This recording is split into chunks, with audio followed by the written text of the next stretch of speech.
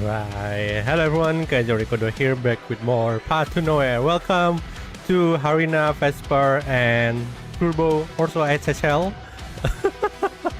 Yep, today is gonna be the last one. So, Operation Bring Back Hela is going to start. Guys, the daughter is waiting for you. Yes, of course, I hope she is. And daughter waiting for all of us to be safe. Just a reminder, if you already play, please do not spoil. Okay, all right, because this is the moment that we have been all waiting for. So yeah, I would love, I kind of get it, like if sometimes you can get into some level of excitement and you want to talk about it, I totally understand that, but try to hold yourself. All right. I can't wait. So previously, all the main main character, main NPC or whatever it is has been gathered. Okay, we already have our commander-in-chief, we already have Langley, we have Augustus to actually start attack. What are we gonna do? Are we gonna start attacking them? Are we gonna start attacking the outland? Right, that's basically what are we gonna do. Not sure who actually is going to be, well, technically the enemy is basically the Farland Alliance or the Outlander, but we don't know. I mean, since Adelaide is basically out of the picture, if he is actually still in the hospital, then I don't think we're gonna have him as the last boss, right? So I'm actually quite curious who's gonna be the last boss is. All right, so without further ado, let's start. Where do I going? With the main story.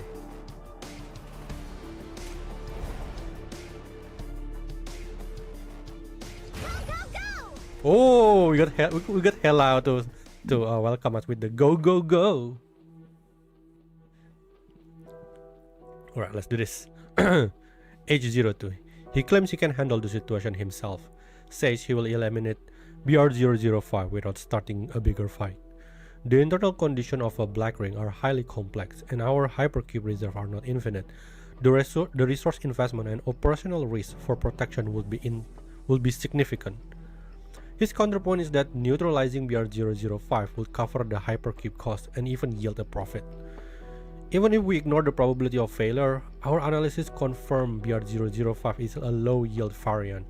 Its anomalous readings are solely due to its fusion with the Apostles. A successful operation will not provide a meaningful return on investment. If I think about it, I think despite of BR005 welcome order, despite of BR005 able to move, I feel like when it comes to scale, it's probably not as big as the one that, you know, in BR002. It's not as big as a city, you know what I mean? It's like a huge monster that's moving. So kind of makes sense that if we subdue the BR005, we will not yield many hypercube. But still, we are here to save Hela. A07 seems to think that killing a black ring won't pay for itself. I mean, the size is, well, technically the size is not as big. I agree with him. If we don't let him eat it, what's to stop someone else from eating it? Oh right, we are allowed to eat it. The communication pauses briefly. It will be risky for the underground shepherd to surface. She only emerged for BR002 due to its strength. She has never displayed any interest in a weaker ring like BR001. I agree, BR001 is pretty weak because it doesn't have a corpse bone, it only have a corpus. BR005 is a demonstrably weaker than BR001, therefore the possibility is negligible. Huh, that's a thought. So there is I'm actually pretty surprised there is a huge strong black ring and weaker black ring. I thought black ring will be always black ring. You are saving the city though, yeah. Regarding this, he also made a point. He says the underground sage moved the inheritance across a huge distance to trigger BR005 and spent much effort guiding it back here. If it wasn't meant as a tribute to the underground shepherd, what was the point? The communication falls silent again for a moment. Oh, and we just got new intel. Looks like the enemy isn't just sitting on their hands after all. They changed the calculus. If any of those scenarios come to pass, we will face complications. I am in favor of refreshing both our strategy and our position. In fact, our initial judgment may have been compromised. This feels like external manipulation. I will initiate a full investigation after this meeting. Now, let's put the resolution on the table for discussion. Have you noticed that has been showing quite a bit of emotion lately? Was it really? I didn't notice that. Have you noticed? Wait, 02 is the female, right? If I'm not wrong. Selena has finally finished her letter. Before departing, she's going to send it to the Director General of the Luminary Society, her most trusted mentor. Yeah, the woman. Yeah. My dear mentor and Director General, I've safely rejoined my unit and now stands ready to enter the battlefield. Thank you for your swift reply. It arrived at the most crucial moment, allowing me to cast aside my foolish doubt and reclaim my true resolve. I was nearly led astray by the brat's poisonous words. You are, of course, absolutely right. How could I have forgotten? The Furorians made their sacrifice willingly and nobly. If she truly had a drop of Furorian blood, if she possessed even a shred of an Outlander's consciousness, she would be proud of her mother's choice. To defile the sacrifice with such words, I should have realized sooner. The Outland blood in her veins has run dry. She is nothing but a DCT native. A breath raised on DCT water is tainted to the core. I should have killed her when I had the chance. After all, you taught us that even children who speak Dician belong in hell. No, all hesitation is gone. The final battle lies ahead. The wealth they have squeezed from us lies ahead. The world's hypercube lies ahead. As you have always taught me, this prosperity is rightfully ours. It was always meant to be, and we will seize it with all our might. Only the path we walk can mend this broken world. Only our cause is truly just. We will fight to the very end. We will make this city understand. Justice will prevail. Everyone believes that they are justice. I guess justice is whoever wins.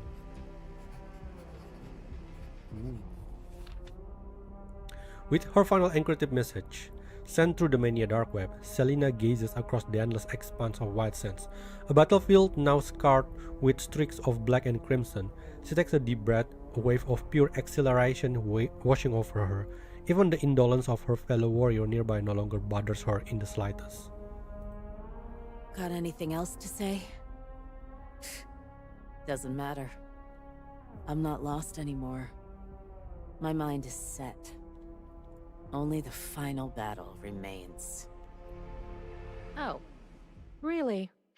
I don't have much to add, honestly. Just congrats, I guess? Good luck with that. The wind sweeps across the white sands, lifting the Aurum Sacratum chain in her hand.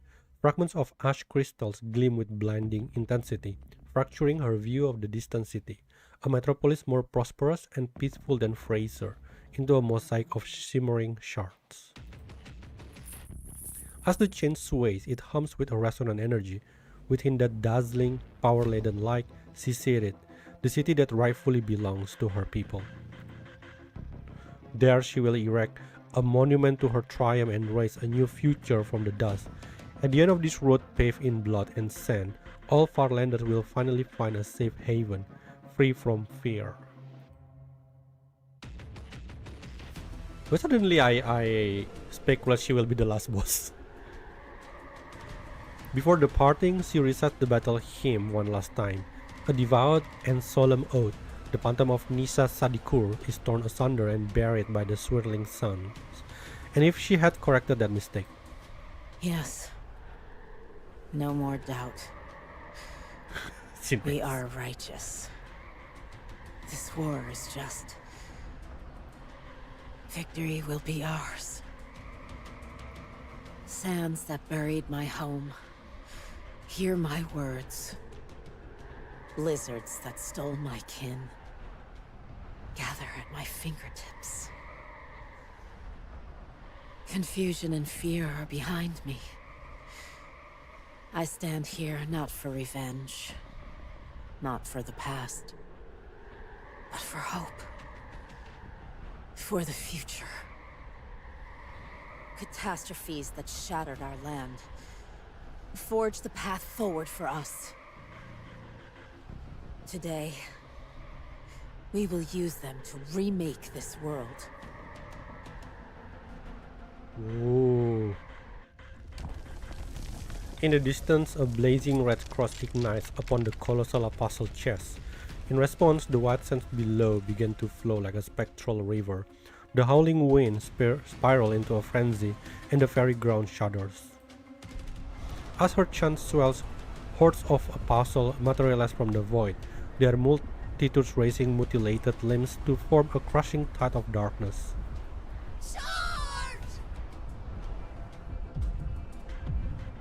Is she like the leader or something? Someone calls you to choke her. On the other side of the defensive fortification, FAC soldiers are already in position. Enemy incoming! All units on alert! Prepare to engage!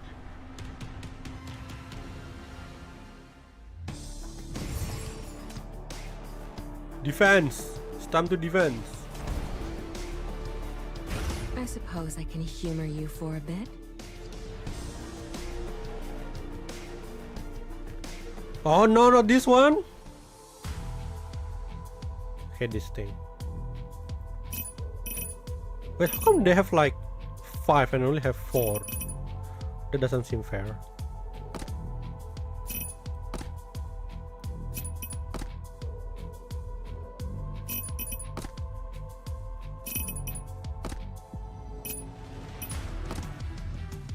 What, can switch this? Oh no, never mind. What the hell? Why it has yellow then? Boom.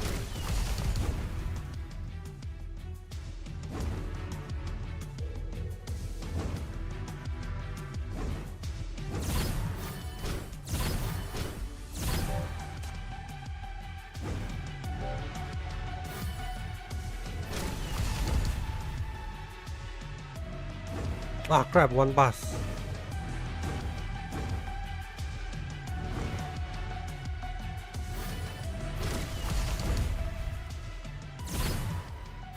Shit, what happened?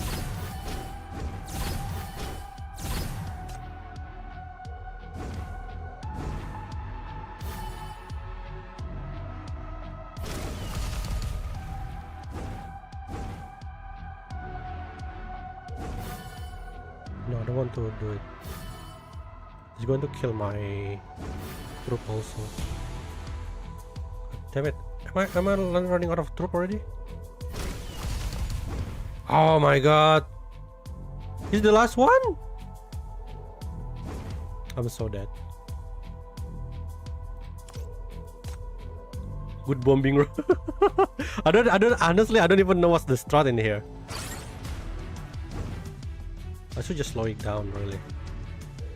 This thing is just going so fast.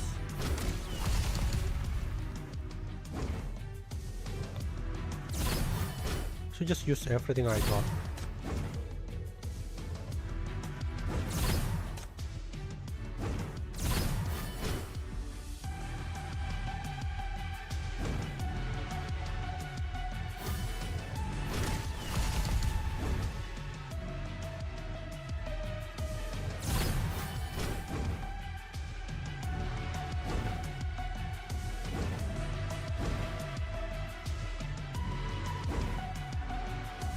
Come on, there's so many enemy in front.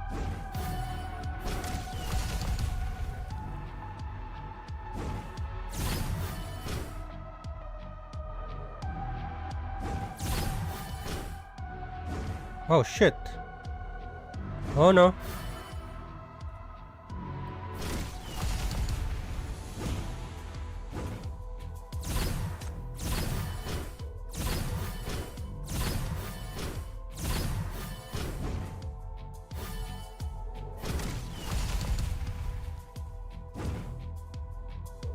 I think I'm losing. I forgot to use this.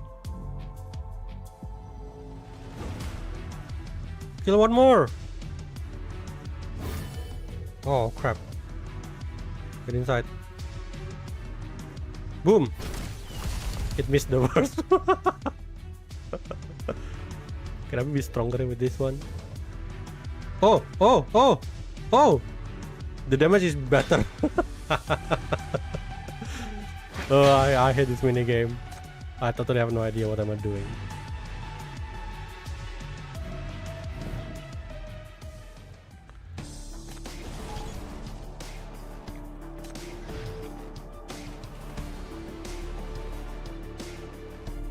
Communication disrupted. Farlands preparing desperate offensive. Large group of Apostle detected. Gathering at Duras upstream. No early warning. Measures. Secondary communication channel needs to go offline manually to trigger mechanism. Providing geographical coordinates. Secondary communication channel went permanently offline in the northern section of Duras. They got to Duras already?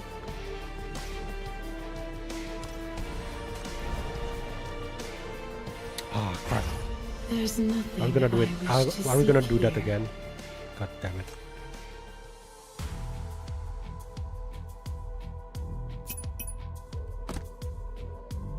Why they don't show me the... Later they're gonna open this, right?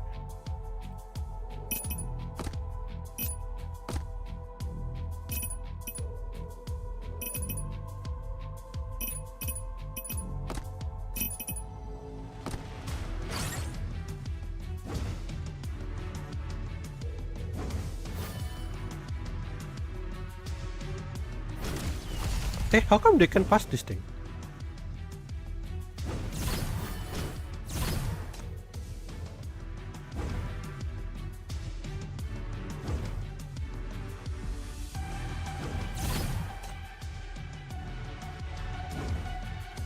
There's so many of them. Whoa. Oh, it's explode. Are they got another bird? No.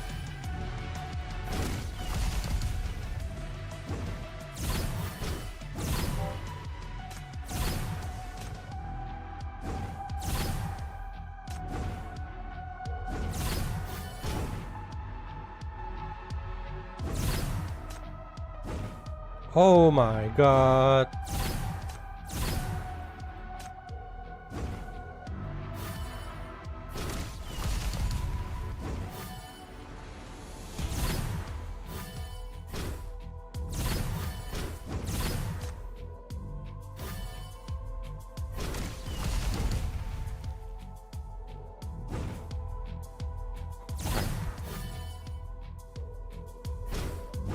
Oh crap.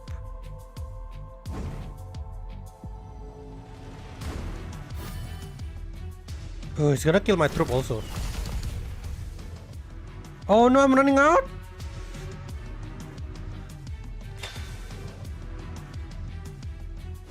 Hey, I'm still win. What? Oh, my point is 100. So basically, I can just play defensive.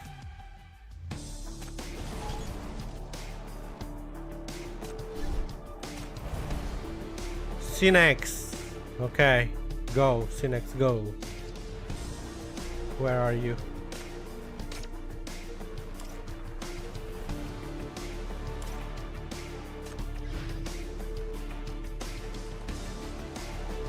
Whoa, this was a long one.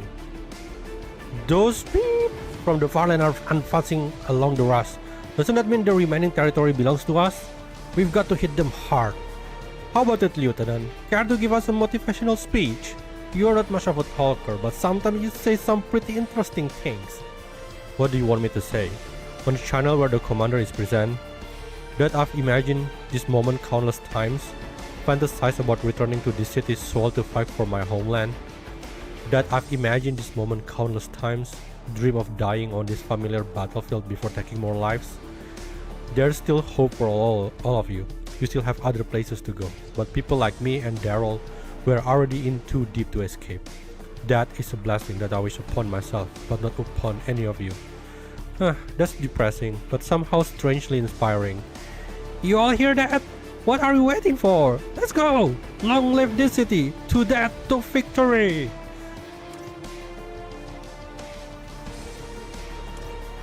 Oh, I thought I was supposed to go there. I locked onto my target prey. August 21, NF115, Farland Force committed a mixed apostle group led by Aurum Secretum warriors into the Rust. August 21, Aurum Secretum resonance detected. Hostiles exhibited enhanced capabilities, rendering standard issue arms ineffective. Apostle group breached FAC primary fortification, advancing rapidly along the Rust contamination zone toward the next defensive line. Rust outpost overrun, defensive line collapse. FAC forces conducted a tactical withdrawal, establishing interim delaying positions. Why we are still losing? Interim position Z01 through Z03 destroyed in sequence. Enemy advance reached the mid-sector of the Rust. I'm curious with what kind of strategy that Augustus actually have for this.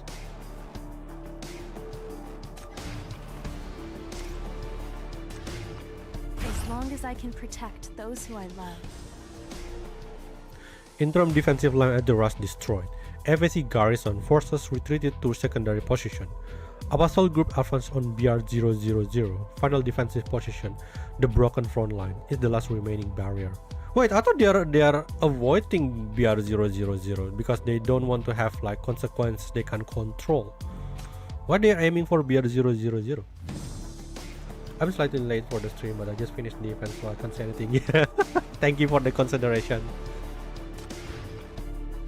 That's a lot of people. By the way, I charge per person for my show.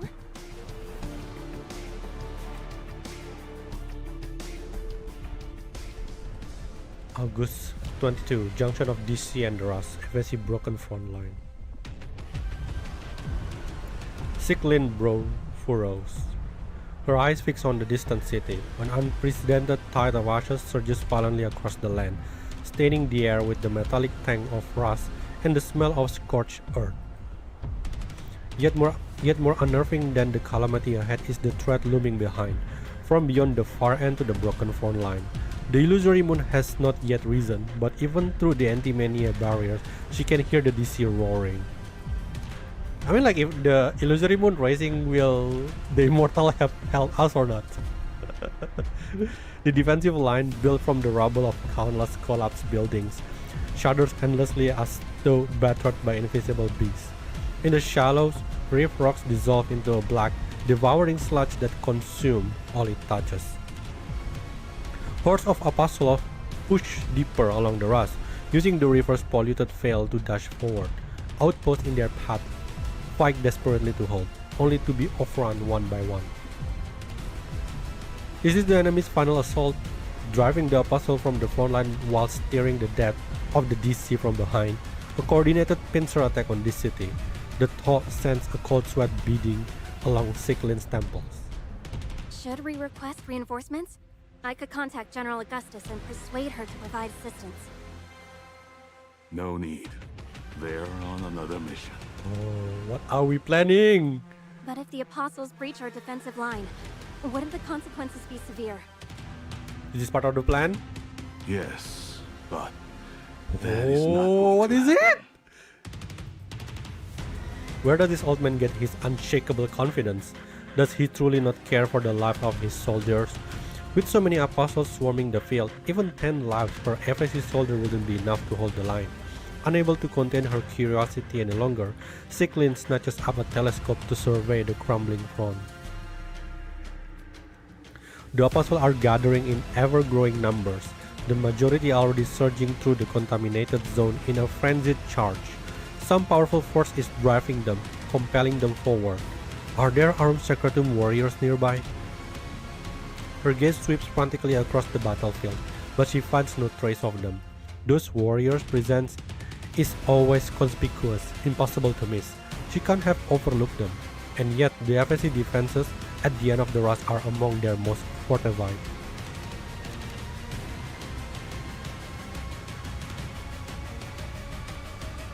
Wait, they were prepared for this? They knew the apostle would cross the Rust, this fortification? They are not just defenses, they were designed to funnel the hostile right here, to keep them from spilling into the city? Oh, is it part of the plan? But the apostle seems so erratic, so aggressively violent. She can't help but wonder what powerful force is compelling them to push this far.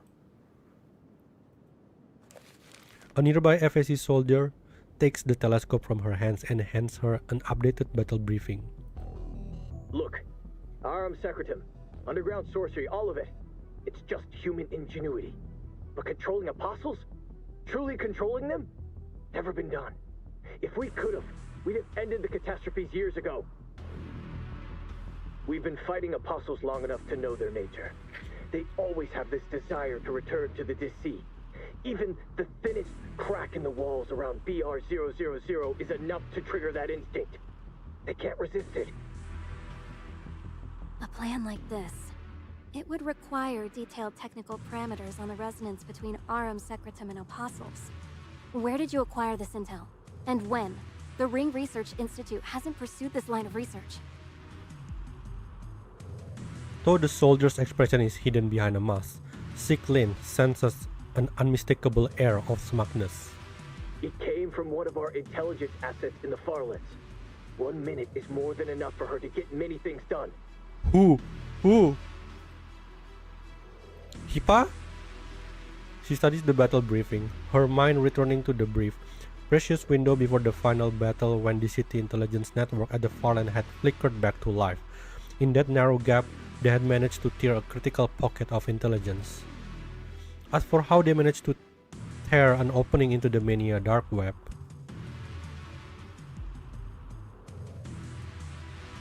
We've got a new lead.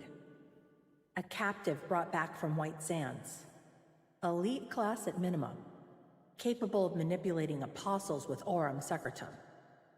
During dispersed operations, these types will definitely communicate through the Mania dark web.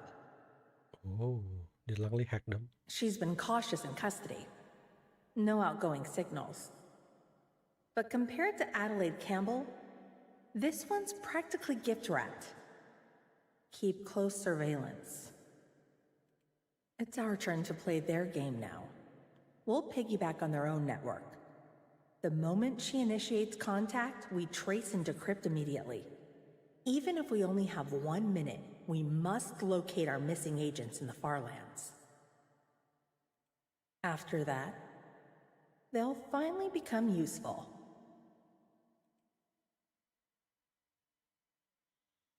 The spy master's gaze was cold and steady on the screen.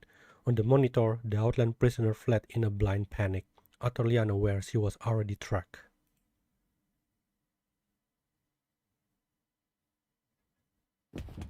Selena raced through the dim alleyways, finally stumbling to a halt in a secluded corner. She gasped for a breath, not for exhaustion, but from the emotional tempest raging within her. The thought of returning to camp with her mind so clouded by doubt was unbearable. She had always been unwavering, a pillar of conviction on the battlefield, never permitting herself the slightest hesitation. But now, gritting her teeth, she unleashed her ability. Her fingertips traced Arum Secretum patterns, emitting a specific frequency. The power of Mania answered, transforming into a torrent of raw information that flowed into her mind. Director, I'm out. I made it. But I had to reach you. I can't just report to camp. Not with this sickness in my thoughts. This war means everything to me. I can't move another step until I know the answer. You're the one I trust the most, and I believe in your integrity. So please, for the sake of everything we're doing, tell me the truth. I need to hear it from you. As the fragmented transmission left her, the memory crashed over her anew, a fresh wave of turmoil. That girl from this city, the one who would aim a gun at her hours ago. What was her name? L something Ra? No, that's wrong. She wasn't from this city. The correct name, the real identity, was Nisa Sadikur of Führer. My mother. She was from Führer. She made a deal with Fraser to come here to this city, to get close to the speaker. She even had me, just to make it look real. She kept that secret her whole life. She never broke her cover. But I know now, even more than she did. I know what you did. Frasier set off a black ring right on top of Führer, her homeland. You wiped out every last one of her people. She gave you everything for a promise, and it was all a lie. You said this war was righteous revenge. You said it was for justice for all Outlanders. She believed you her whole life. So what is that? What is that black ring right in front of us? Tell me!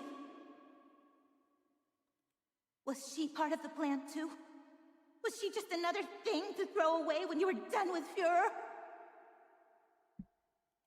I thought her people were good. My people. I just wanted to help. I just wanted to understand you. But look what you did! I know you betrayed my mother! After what you did, how can you even say words like justice? She's really good actress, I mean. With all the tears also. Early during her interrogation by the 9 agency, Elvira had already voluntarily offered to cooperate. She pledged her full assistance in dismantling the Outland intelligence network, a proposal with condition the agents, recognizing her capabilities, readily accepted, and the final result proved highly satisfactory. When she heard Sibylla's story about Führer, a complete plan was formed instantly, built on her observation of the fanatical Aurum Secretum warrior. Oh. She's a lost cause. Her mind's been warped into nothing but vengeance. She won't listen to reason. So to get her to talk, I have to speak the only language she understands. Identity and hatred. So I pretended to be one of her people, to plant that seed of doubt. A self-righteous zealot like her can't stand that. She'll be desperate for validation, for someone to confirm her so-called justice. We just have to see who she'd run to. Their military camp outside the city, or if we get lucky. Damn!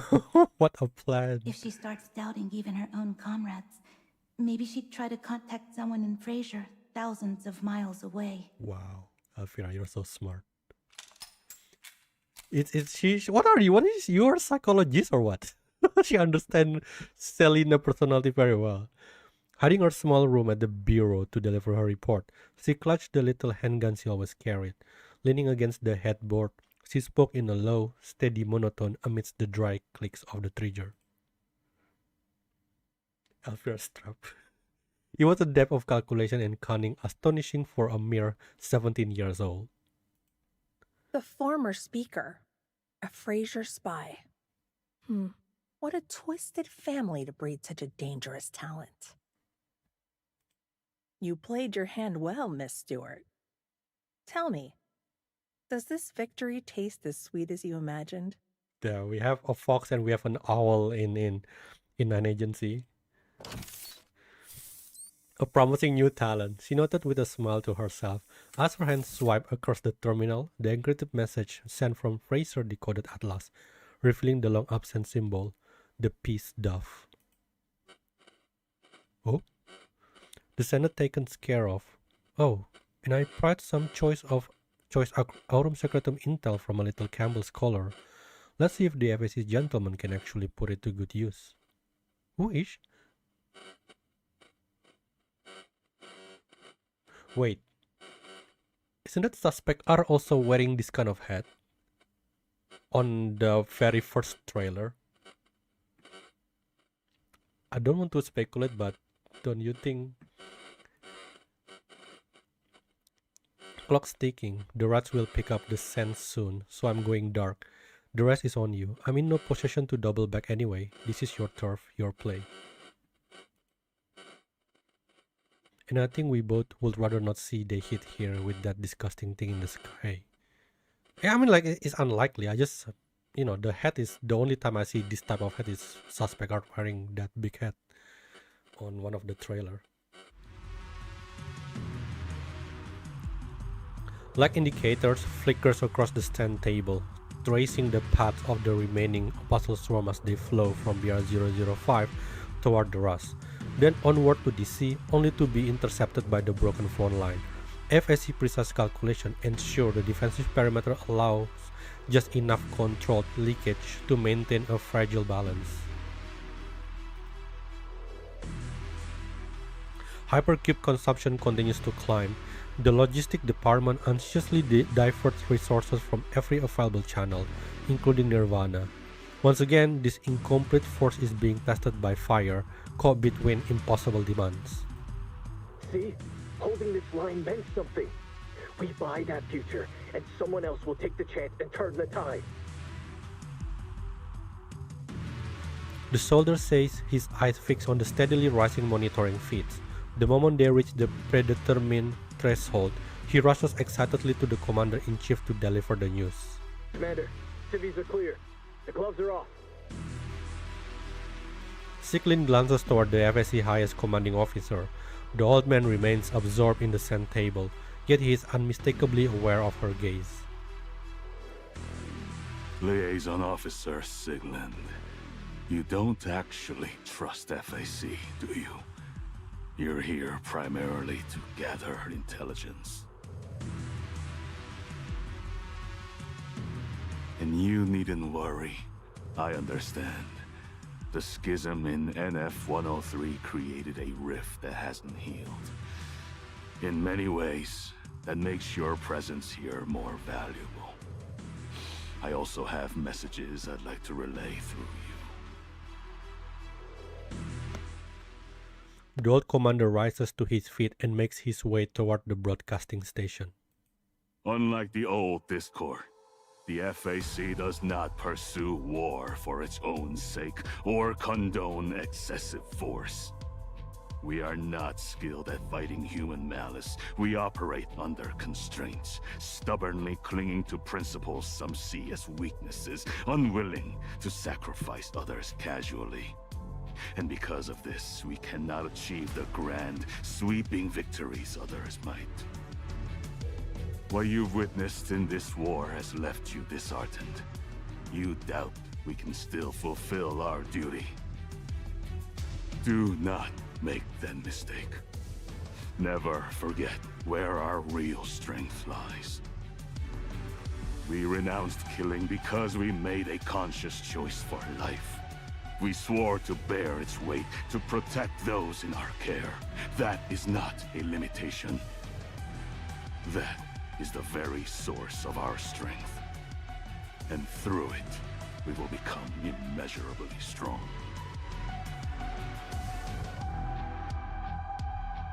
The cacophony of the command center fades into a dull hum, drowned by the thunderous rumble from the battlefield. Their rhythm is a key, unlocking memories long buried.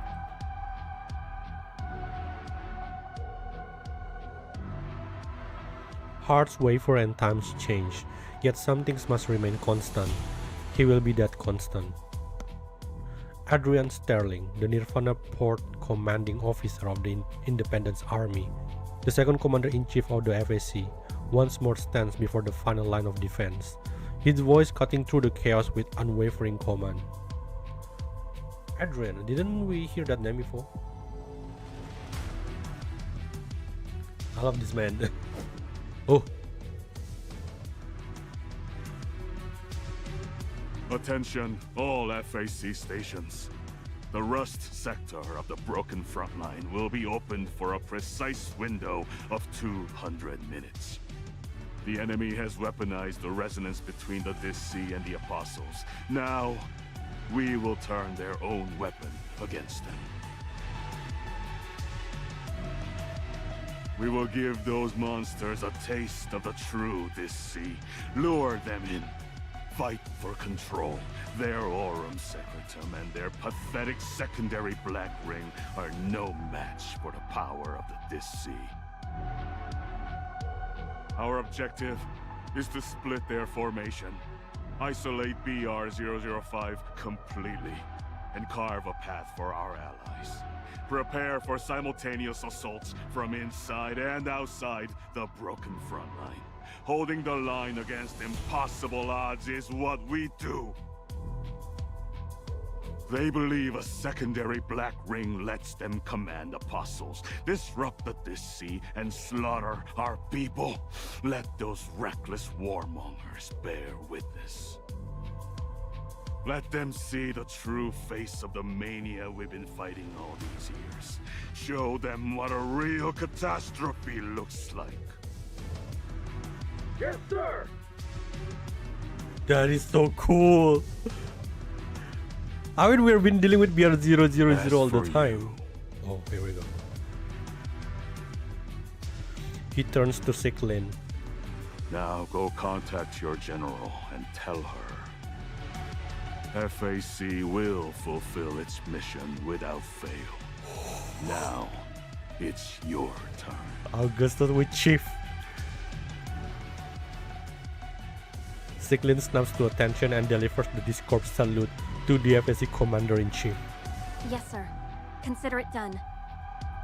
Oh my god, doesn't it give me goosebumps? Oh, so they're going to isolate the BR005. I think maybe Augustus and Chief going to sneak in meanwhile. Rush them all. Oh, this one's actually getting stronger.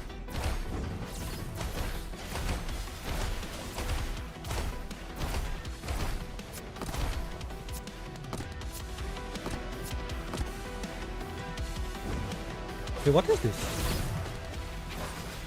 Rush them all. Not sure what is that, but with the power of Augustus, I don't even need that. Enjoy the release.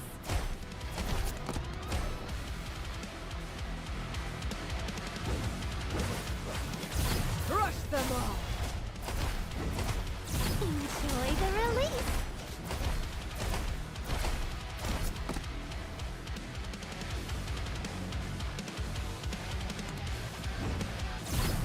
Rush them all. This is the most branded strategy ever. Just put Augustus there and let it finish. I'm curious, I want to try it on the chapter 17.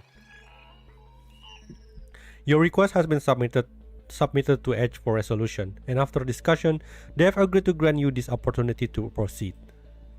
However, we will be implementing more rigorous safety protocols. We must ensure your protection, as you are invaluable to this city. But with the third observatorium and your catastrophe weapon combined, isn't that enough? That system was built to disrupt catastrophes. Protecting one person should be well within its capabilities. Based on available data, killing a person is far simpler than protecting one. Warfare often serves as a prime example of that. Now to the plan. Phase 1, you will approach the Black Ring and identify an entry point. I will be unable to provide direct support during close quarters engagement, but I will handle tactical analysis and coordinate FAC and Discord squadrons to clear a path for you. Their presence should dilute the direct impact of the Black Ring's mania. Phase 2, Penetration. Once you cross the threshold, you will be alone. No support team and certainly no sinners can follow you inside. However, once you are inside BR005 Mania's field, the third observatorium will be able to lock onto the unique signature of your shackles. This will allow us to track your position precisely, offer remote protection, and assist in threat neutralization. The Black Ring possesses depth characteristics similar to the DC. Hazard levels increase exponentially the closer you move toward the epicenter. If you breach the predetermined safety threshold and we assess your risk level as critical, please follow our extraction order immediately. I expected a fight to the last kind of objective. Your successful entry is the primary objective. The data we'll gather from your incursion is itself a decisive victory. Having delivered their decision, Shroll falls silent. Its optical sensors sweep over you from head to toe as it performs the last, precise calibration on your anti-mania armor. Good luck, Chief.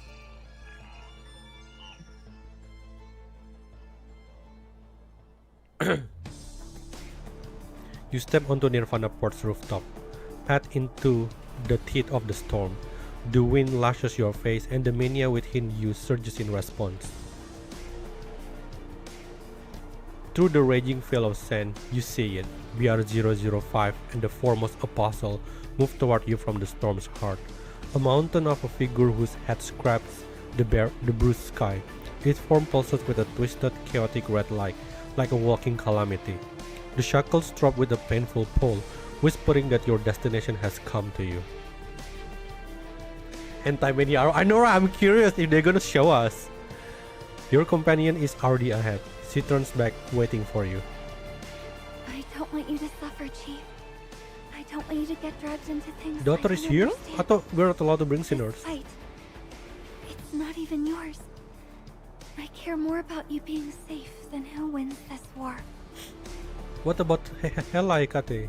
But I really want Hela back too. She was my first friend. Oh, I can't sleep knowing she's trapped in there. So I get it, Chief. I know this must hurt you even more than it hurts me. You two are our daughter. Hecate pauses, her teeth catching gently on her lower lip. A gesture you've come to recognize as her struggle for composure. Over the past few years, you have watched the landscape of her emotions broaden, revealing unexpected depths. But just as you school your own features into a mask of stoicism for the political stage, she is now learning the same difficult art of restraint. Or perhaps it is something more. She steps closer, tilting her face up to yours, her eyes holding something silent yet resolute. In this battle, you're the only one who can break the Black Ring. And you're the only other one who really wants to save her. So please, bring Hela back. I'll be right there with you, no matter what. I will. You take her hand. Lend me your power. That was so cute. The Discord aircraft roars toward your position. You board together and quickly don protective gear, your hands never parting throughout the process. Father and daughter, let's go! Between your interlaced palms, dark thorns of light flicker into existence, resonating, stinging, binding you both. This pain is a testament to the unbreakable bond between you and her. Through the contamination corroding your bodies, at the far end of these extending shackles, deep within the Black Ring now turned into an apostle, Hela is waiting. The three of you have never truly been apart, and soon you will be reunited. This kind of stuff is Oh, not let's go! God damn it, this is gonna be excited. It's time! Oh, are we split again?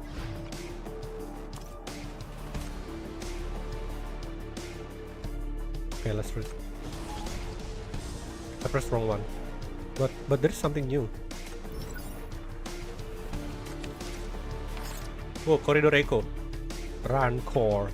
You are attempting to access highly sensitive historical records, file number H007A, regarding intercity wars, forbidden weapons, and the first disaster.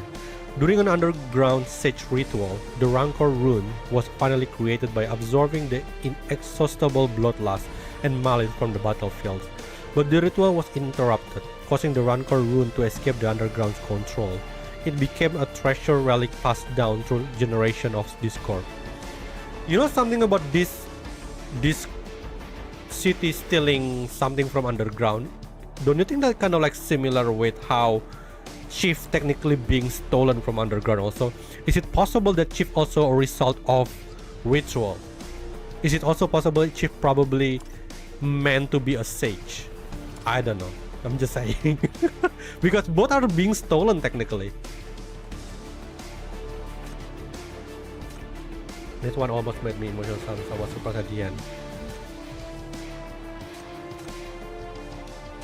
Where do I go? Let us begin, but keep your distance. I'm sure you don't want my misfortune rubbing off on you. Here we go. The aircraft closes in on the humanoid Black Ring. Upon reaching the safety threshold for ordinary humans, you mount Nightmare to press onward. Oh, we're not using ship. The aircraft circles nearby, fending off any corruptors that draw too close. The air grows thin at this altitude. Wind-whipped sand scrapes against your skin, stinging your face. Under the resonance of the shackles, the proximity to the core of Mania weighs heavily on both you and Hecate. The distance between you and the black ring shrinks rapidly. You see contamination twisting and hardening into a dark, impenetrable shell around the monster form, save for the crimson lights slashing diagonally across its chest like a fresh wound. BR-005 has a physical body now. We'll need to find a way inside. We need to find the mouth. Wait, someone's over there. You see a tiny figure stands atop the apostle, shouting soundlessly from the edge of the massive glowing across.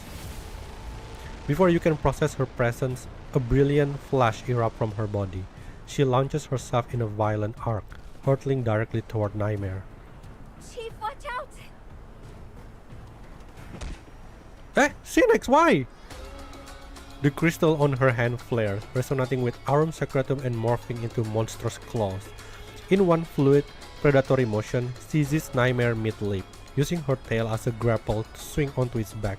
She's an Aurum Secretum warrior. The added weight is too much. Nightmare shudders violently before plummeting, crushing all of you onto the Blackwing's shoulder. The impact injures the great beast and sends Hecate sprawling down. You lunge, your hand closing around her arm just in time to anchor her. Your head spins, but your fury burns through the daze. You look up to see the architect of this chaos calmly retracting her claws. Well, well. You must be the big gray-haired dummy little Hela wouldn't shut up about. You know Hela? Me? Oh, I'm her friend too. The kind that's here to give her a proper send-off. You stay calm. Fury still burns in your face, but you force it down. Your focus snaps back, sharp and cold, pushing the dizziness aside. Get out of my way. I have no time to waste on you. Is that red rift behind you the entrance to the Black Ring? Let me through and we will pretend we never met. Your life will be spared. Oh, so cold. And here I thought we had something special. I heard you almost took Selena out of the picture. And now you're giving me the cool treatment? Oh, I'm hurt. What are you up to, Sinex? But you're making my job so difficult. Could you at least try to be a little more, I don't know, impulsive? Give me some anger, some drama. It'd make this whole acting much more convincing. Oh. What? Acting? What I mean is... With a gleeful grin, she grabs a floating blade and starts walking toward you. Your opponent is me. Whoa, that's so cool! With a thunderous roar, Nightmare returns. He drives Sinex back with a devastating blow, carving a deep, ragged gash across her torso. Well, well. Another one for our little party. Wonderful. Your opponent is me. Hecate commands Nightmare to press the attack. A single look from her is all you need. As Nightmare strikes again, you break into a sprint, aiming for the glowing red crack ahead. Now you see it clearly. A deep jagged crevice in the monster's chest, the entrance. But how do you reach it? The thought flashes through your mind as you run. Just as panic begins to set in, you see Sinex turn her head. Her eyes lock onto yours, and a sinister smile plays on her lips. And while we're at it... Whoops. Clumsy me. Oh? Her tail lashes out like a wave, catching you your waist and hurling you skyward. Chief!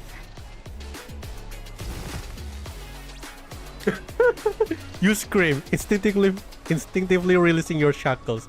Empowered by the Black Ring, the spike bite deep into the apostle's shell, anchoring you fast. By sheer luck, the trajectory was perfect. You are now hanging just within reach the Crimson Fissure. What are you? Alright, alright. Only one free pass today. You get to stay and play with me. Actually, you remind me of an old friend. Consider it curing my homesickness. Hang in there, precious. You'll want to be on your feet to welcome them back. Oh, I want to see Sinex versus Hecate. Okay, we're finally inside. Hey, are we? Meanwhile, having secured another victory against an Aurum Secretum outpost, Augustus makes her return to the ruined Nirvana port, her steadfast stronghold. Oh, is she gonna wake the Gundam thingy? Below, she watches the Discord aircraft and FSC squads as they circle the Apostle and Black Ring, publicly cooperating but privately competing.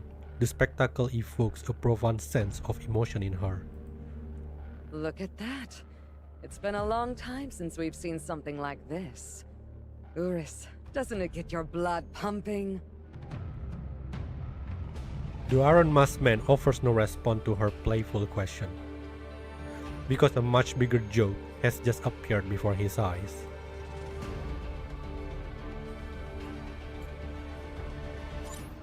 Amid the chaos, Nirvana Port Command received an unexpected message.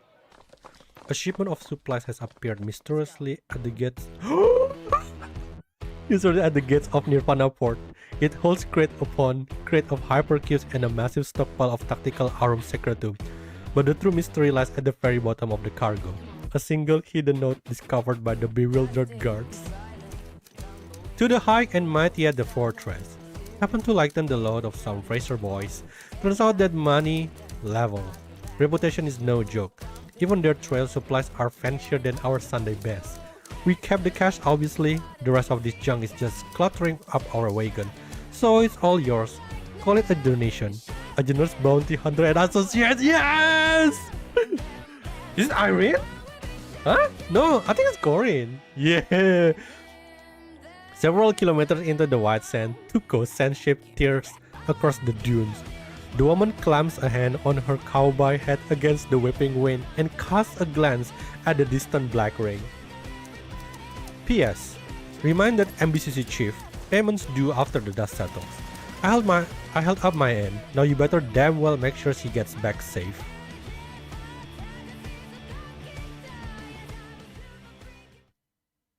Raising her binocular, Augustus spots you in the distance, a lone figure struggling to keep your footing on the edge of the ominous red glow. All those troops, all those allies, fighting to help scammers, that yeah. person win.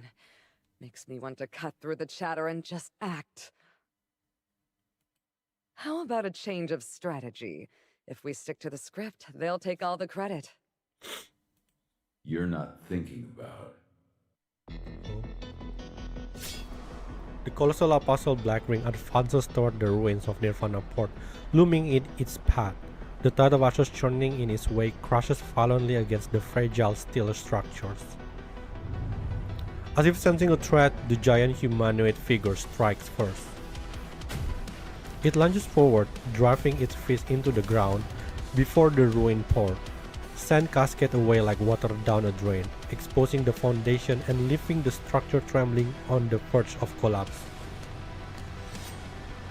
Augustus stands firm at the base of Nirvana Port, facing the Black Ring head-on, unflinching, unmoving. Perfect position. Let's give them a show. Something to rally the troops. Signal all units. Brace for impact. And try not to fall off. What? Understood. Keep it down, will you? This thing's decades old. If we bring it down, the bill will be astronomical. Then I'll just bill the entire Endohar fortune for it. An unearthly light glows in her eyes as the rankers placed throughout Nirvana Port awaken at her command. They shudder, growing increasingly agitated as magnetic fields converge, shaking the entire metal bastion to its core.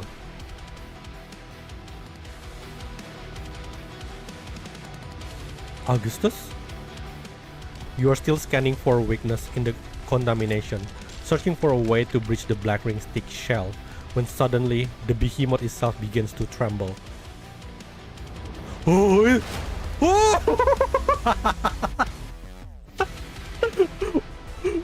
A single devastating blow punches through the Apostle Black Ring's armor of contamination. Oh my god, that is so cool. So it's like magnetic? Is it Augustus' control? The shockwave surges upward, astonishingly like a new tide of ashes erupting from within. You grip the shackle with all your strength to avoid being thrown off, utterly stunned by the raw power on display. Didn't you tell the council that Nirvana Port was a ghost town, and the 8th Division was completely out of gear? Of course it was a lie. Do you really think my forces would be that weak? God damn, you have that? It was just an act. Had to light a fire under those cowards on the council. Force them to grow a spine. Makes the fight a lot more interesting, don't you think? This is as big as the Apostle. There. The path is clear. The battlefield ahead is all yours. Now go. Make it a glorious victory! Go, Chief. It's time to get in. When released, the shackles thrust into the crimson glow at the Black Ring's chest, as if pulled by an invisible force. The moment they pierce its heart, a world-ending shriek from the Apostle rips across the white sand. Damn, imagine you are punching a Black Ring. You are less than a speck of dust before the cataclysm. A torrent of red light erupts from the breach, and you are utterly instantly consumed. We are in! Okay, you're moving. We don't need this. Don't need this. There. Don't remind me there. Don't need that.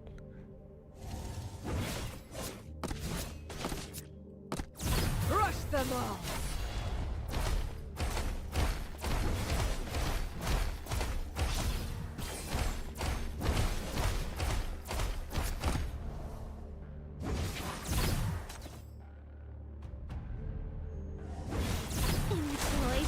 Crush them all!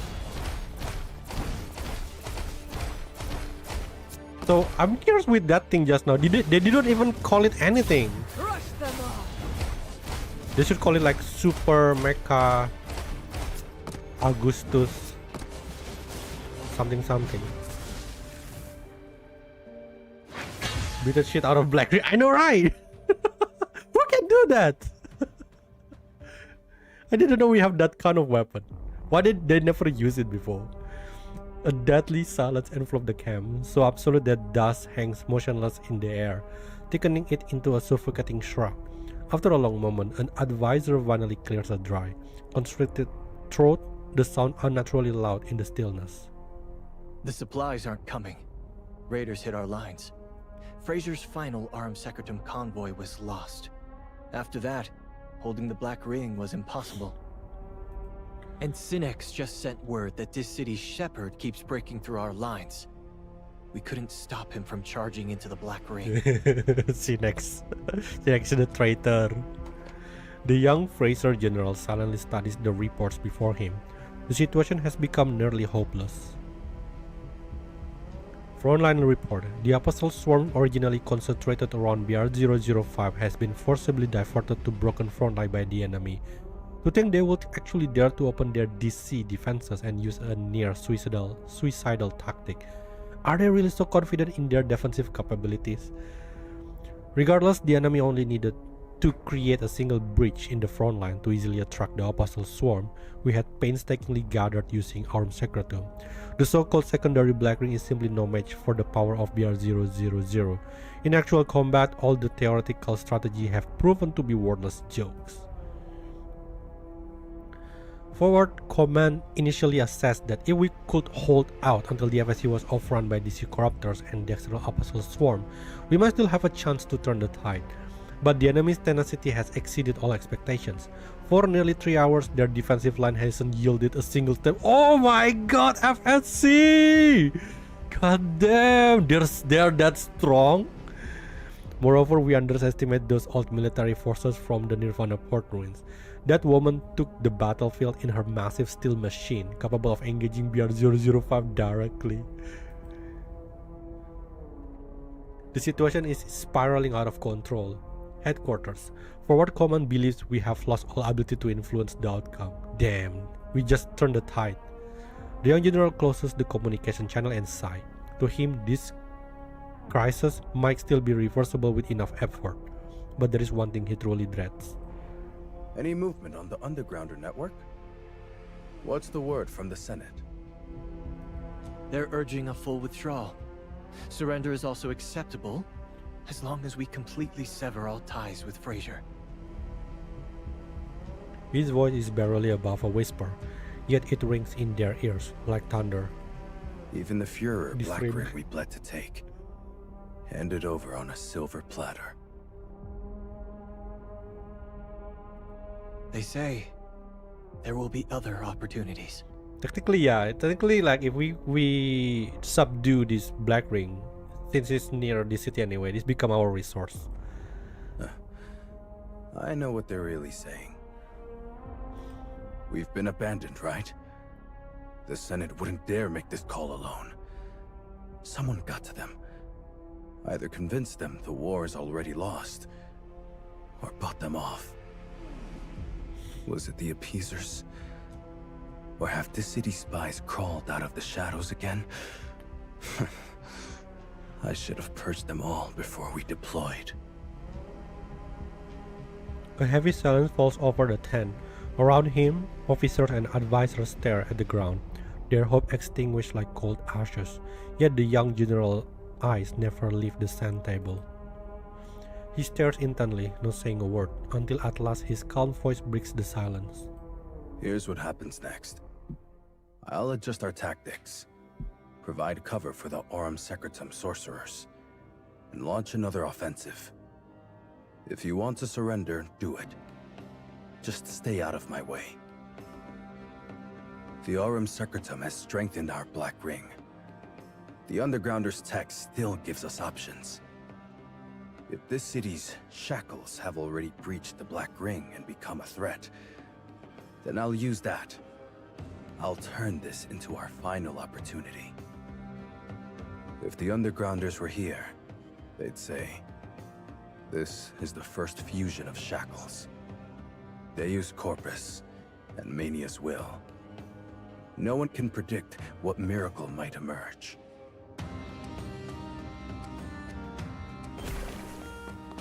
He rushes back to the sand table. With the Apostle of Ashes diverted and his resources stretches thin, every second is critical.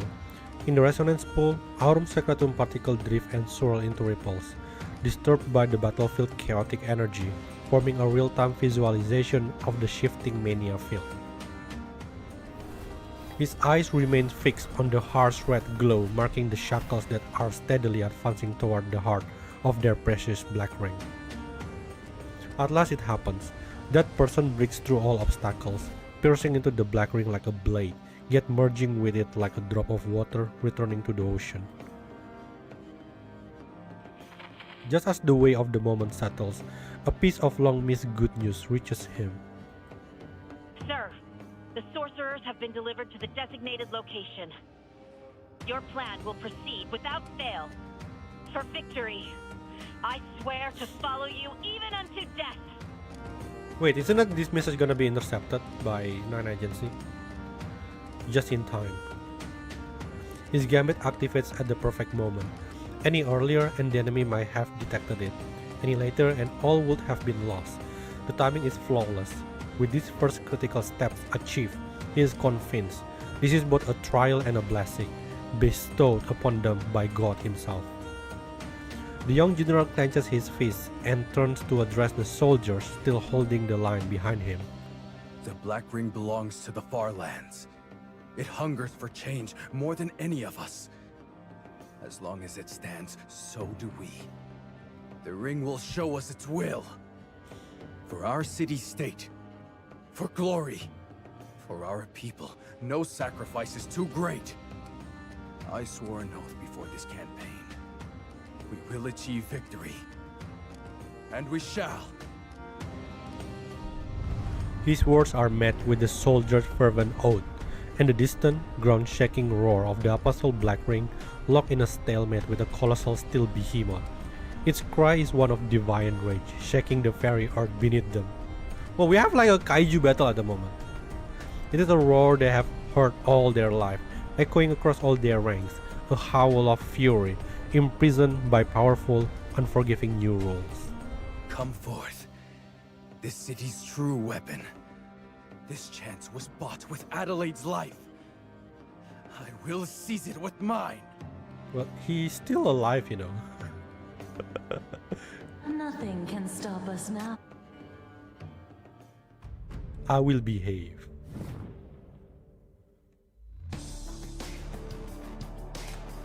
Oh. Chiefs enter the Black Ring to rescue Hela, but We give you a spoiler.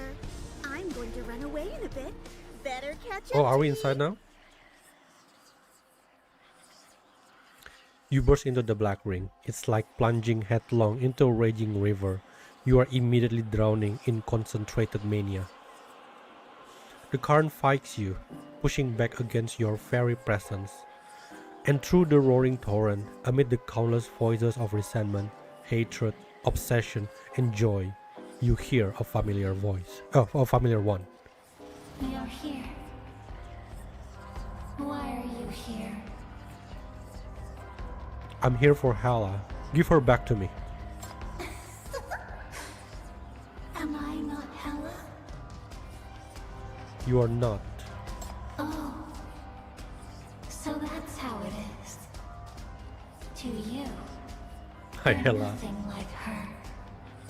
We're just dead and gone. Only she deserves to live. Don't try that guilt trip on me. Look at what you've done to her. To all those innocent people. You don't even think humans deserve to live, so why should I treat you like one? You're a monster, just like the ones you hate. Don't you dare come to me wearing her face. You have nothing in common with the real Hela. It listens, silent and still. Then a smile splits its face. Yes, we do feel it that way. As someone from this city, as a sinner, she has a place to return to.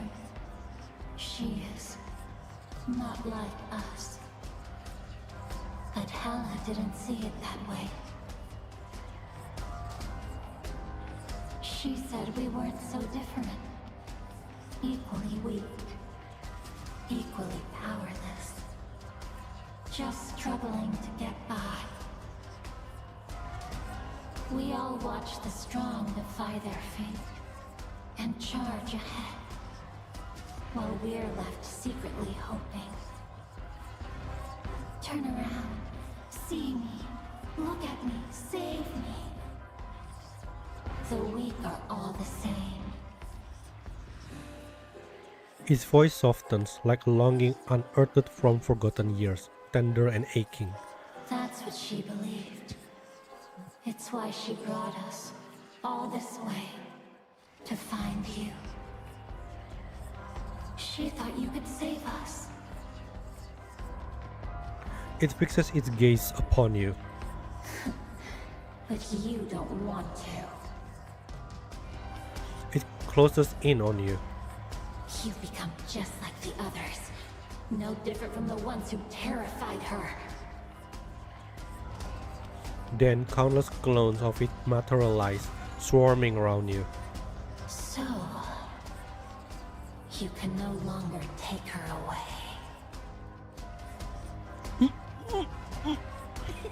The shackle slips out, merging with it. With them, all while an eerie laughter rings in your ears.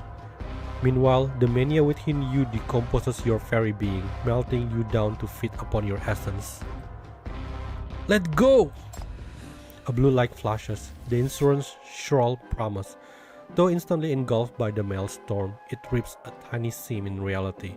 It's all the opening you need, and you seize it without a second thought. You lunge for the phantom closest to her.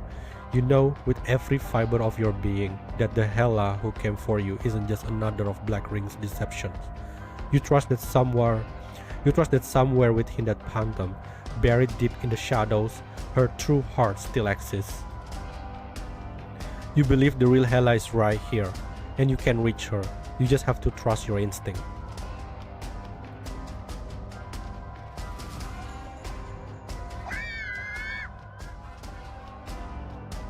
Hella!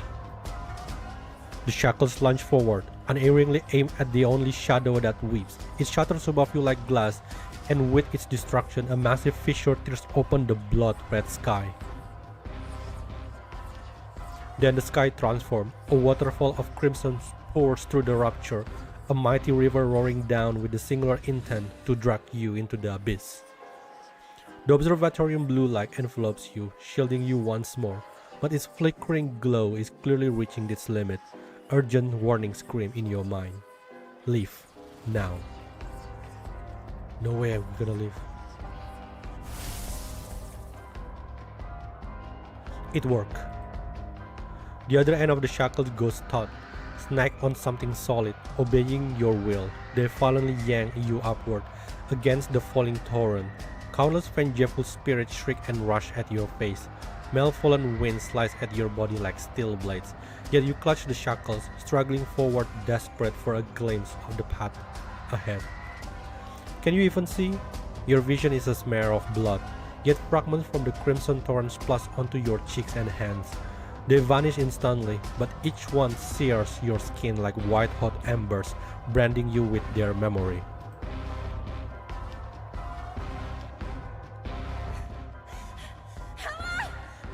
Damn it! Get back here! Oh, yeah, what happened to Horo? So thank you, Ella, for giving us hope. Hela is the best girl in the world, the toughest little mouse. No one can say otherwise. Tuko! Thank you. You not only saved my life, but the lives of everyone in Furor as well. I'm truly in your debt.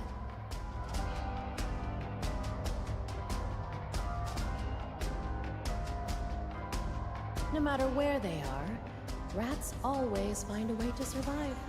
No masters, no chains, just pure, stubborn aliveness. They're free, and I like that about them.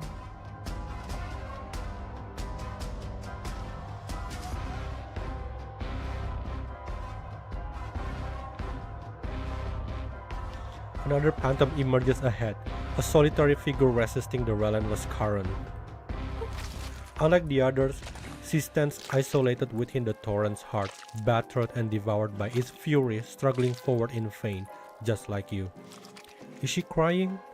The image sharpens and the sight of her lances through your hearts.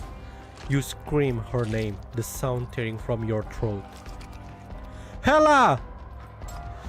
Your left hand reaches forward, potential erupt from your palm, and you unleash its full power, violently harnessing the Black Ring's own contamination to blast a path ahead. It tears open another bloody wound. So this is the shackles. This is... What do you want? To devour us? To pass judgment with all your power and your flawless nobility? Then bring it on. We don't regret a thing, and we are not afraid of your judgment. The seeds we planted will break through the earth. These barren lands where we fell will live again. We chose this hell. We sacrificed our future to get here, and this is where we make our stand. This city, Fraser, shackles, corpus, no power, no fate will ever make us kneel.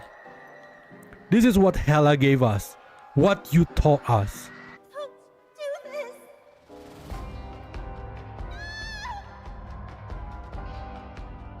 We don't care about your conflicts or your causes.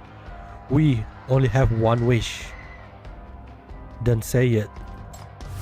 The shackles respond with violent agony, as if your very blood vessels have transformed into jagged spikes, ripping through your body to thrust forward. At last, you shatter the wall that stood in your way. The world gives way and you are hurled into a void, utterly untethered, floating weightlessly through the chaos, until you crash hard onto solid ground. In that moment of shocking clarity, you finally realize the truth. You were never ascending. You have been plummeting downward the entire time, surrounded by the swirling fragments of your own torn flesh and blood.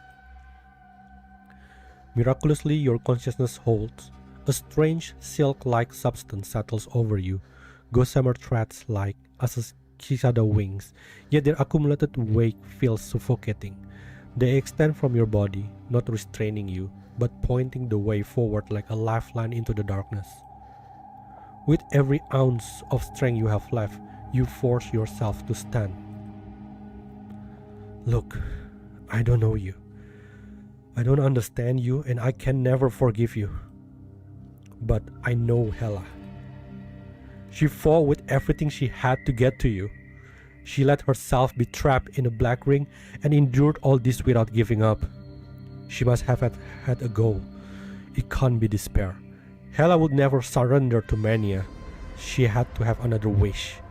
And I know the same is true for all of you. The Hela who came to me wasn't just her. It was all of you, too. If surrendering to mania and becoming a black ring still wasn't enough, then what is it? What do you want from me by following her all the way here? Tell me! No one answered. The spirit dissolved into the void, abandoning you to the profound depths of the black ring, a place of unsettling, unnatural silence. Yet a path remains. The gossamer thread stretched taut, pointing toward a solitary light in the immense distance, and within that light's core, a figure waits. You move forward, step by an arduous step, and then faintly at first, you hear a familiar voice.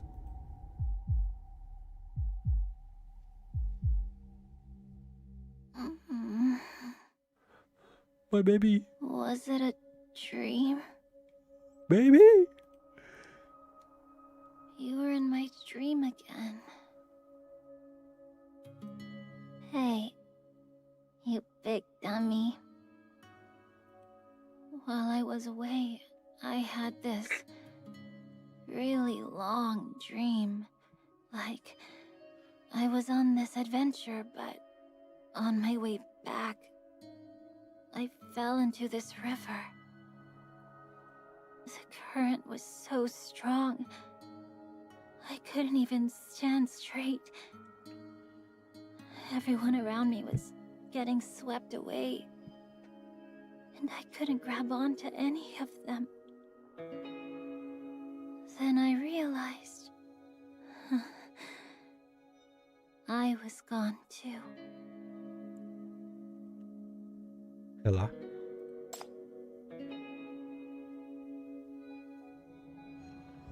I was so scared. I couldn't breathe.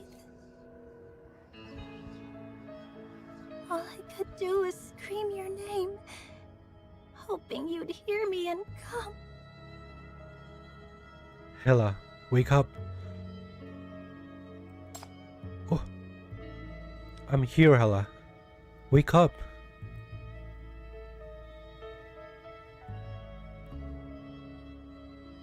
Then I actually saw you, and I realized it was just a dream.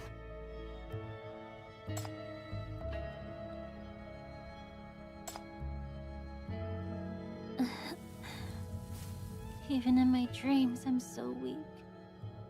Can't do anything right.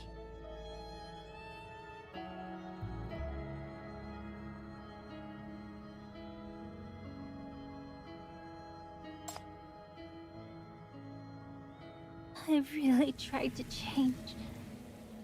I gave it everything I had.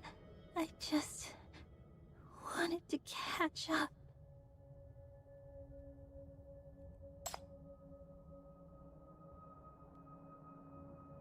We're getting closer. Tell me what I should do.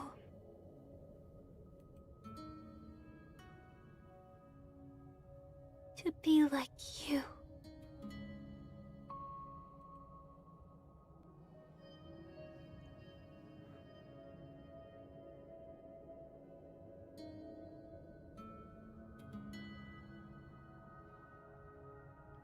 What I couldn't do, I know you can.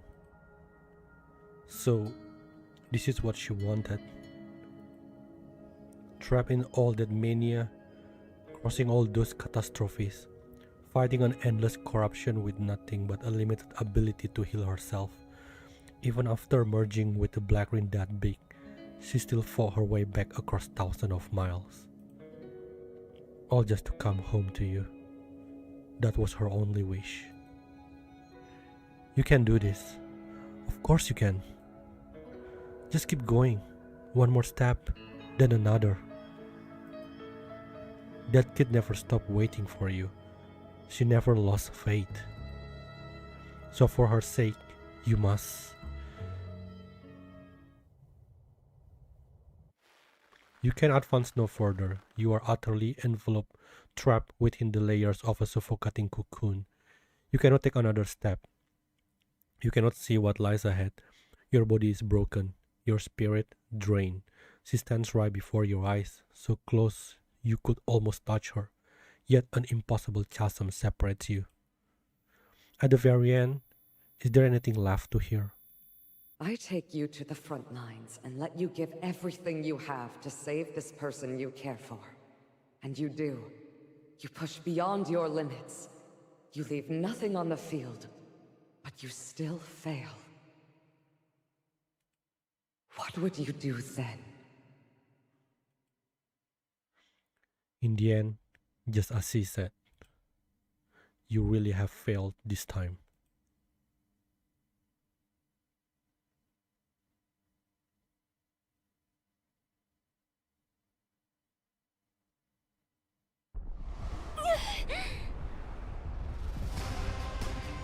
Razor's sharp spikes punch through Hekate's body, violently tearing through Nightmare. She stumbles, her footing lost, and begins to fall. Whoops. Getting emotional once again for saying this is second one, time. Darling. So careless. We are so Could close. have taken quite the spill if I hadn't been here to catch you. Gave you a friend.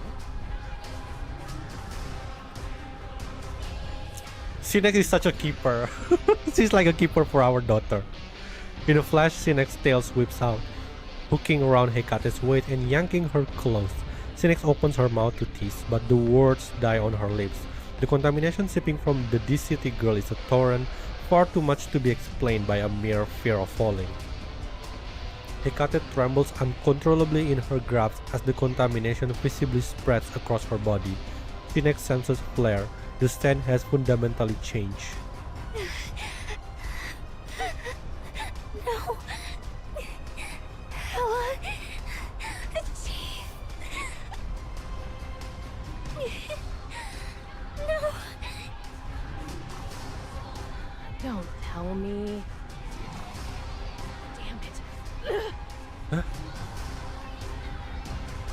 She turns to flee to safety, but the ground beneath her feet convulses. She is violently hurled into the air. Below the massive metal hammer, the ruined Nirvana port, once driven firmly into the earth, is now being forced upward. Under immense pressure, the Black Ring Apostle begins to rise, its worm pulsing and swelling, while red markings spread across its surface like cracks, glowing with pent-up energy, charging for a single catastrophic purpose. With a vinyl tectonic heave, it unleashed its power.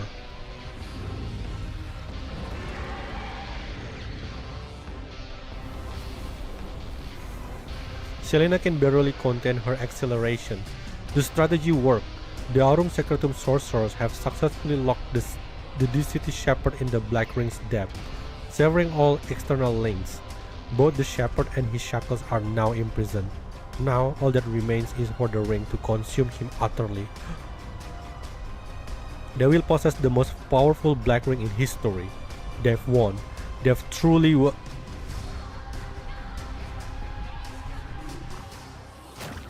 Oh? A searing red light lances through her body. The Apostle Black Ring, having feasted on the shackles, swells with power exactly as she had envisioned. And with that power, it immediately turns and devours her and the nearby Aurum Secretum sorcerer, bringing that acceleration to an abrupt and absolute end. The last loyal Aurum Secretum warrior falls, slain by the very god they labored to create, and in her final moment, she dies laughing, a sound of pure ecstatic contentment, fervently believing in a promised future.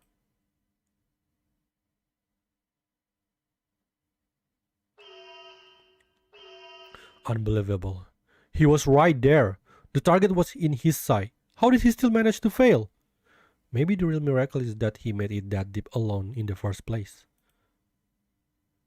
BR005 mania is intensifying. This is an effect we've never seen before. The DC activities are getting stronger too. What the hell is going on? Where's 06? Still too busy to check in? Someone get me a status from inside the ring. Contact the third observatorium now. 01 is not online yet, so I will speak in his place. The third observatorium's priority is offense now. We need to find a breach point before 005 is reversed. We've already run the projections. We have a rough picture. Enhanced by the underground Aurum Secretum, BR005 has captured Shepard 13 and is currently consuming his shackles, attempting to merge with the Shepard 13 previously absorbed. Huh? What?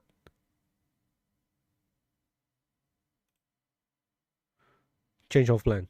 The third observatorium is to enter offensive mode immediately. Prepare for engagement in 2400 seconds.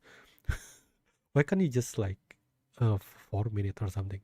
It's regrettable, but a full sanitation is our only option to stop the fusion. Oh, corpus. Why do they have to blur it? What's the FSC estimated hold time? As long as we have to, but your clock is ticking faster than ours. Then, let's leave it to her. Who, Augustus?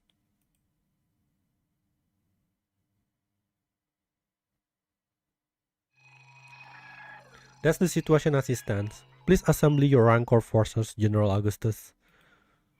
We will be counting on you for the battle ahead.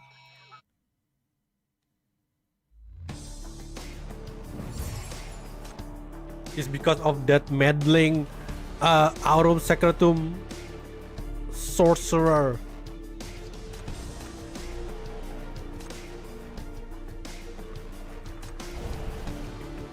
Follow me!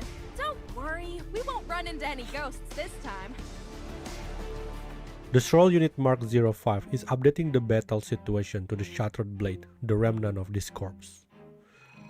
The enemy has lured Chief deep into BR005 and imprisoned him. The ring is saturated with Aurum Secretum particles, which are being manipulated through the underground sorcery. After enduring prolonged pressure, Chief's strength is depleted. Autonomous breach is no longer possible.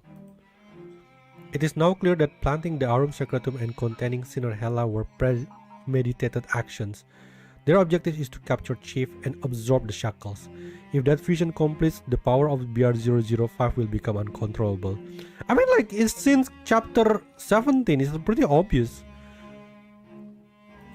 They want Chief. He must destroy the Black Ring before fusion is final. Your task is to suppress BR005 and buy time for Edge. We are mobilizing the third observatorium to channel BR003 energy for a strike targeting the inside of BR005. The shackles are still active, allowing us to track Sinerhella at the ring center. A precision strike on her location will severely damage the ring and interrupt the fusion process, giving Chief a 67% probability of survival. Briefing complete. BR003 will be ready in 2291 seconds. Please begin the operation immediately. So in the end, I think they try to sacrifice Hela. They all know their next target is a resident of this city, an innocent, harmless young girl from their own street. Even the Rancors, perpetually roaring with anger, have fallen silent. It's one of our own this time. Not an enemy, but one of us. Again, can it be me instead? But this is an order. If we don't, far more life will be taken. Has it been decided? Is it final? Do we really have to do this? Then there is no choice. For the city, for victory. This is a soldier's sacred duty. This is the price of war. It doesn't matter, we were damned for hell a long time ago. The military doctors on Broken Blade Squad 3 watches. Her eyes deadened with a fatigue beyond physical exhaustion. At last, a hollow, bitter laugh escapes her. I became a doctor to save lives, to keep my comrades alive. But my patients never lived long. In a war, the killers will always outnumber the saviors. The cruel joke is, when I finally got to wield a rancor, learn to kill, I saved more lives than I ever did with my scalpel. I don't regret it, but don't call me a doctor. Not anymore. I have forever lost that right. The woman who refused to call herself a doctor gazes across her battlefield. She raises her head as if to mourn this merciless order by offering the life of the monsters before her. We've been damned for a long time. We're all bound for hell anyway, so let's go together. Lieutenant's expression is grave, his eyes veiling a deep and helpless resignation. With a heavy sigh, he ultimately chooses obedience. This duty was once sacred to him, but now it feels like a shackle, chaining him to this order and dragging them both into the abyss.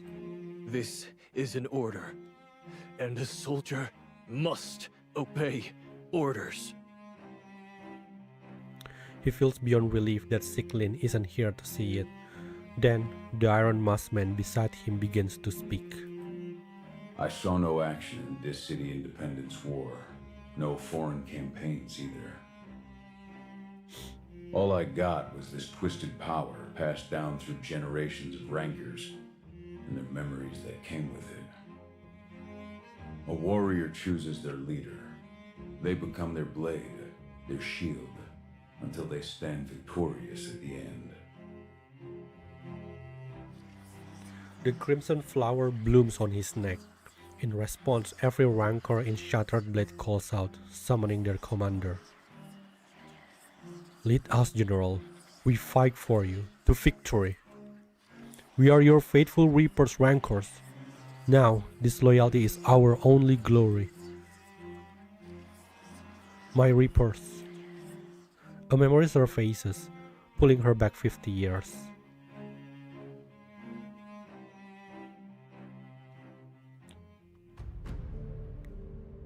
We won! We won! We won! Draven!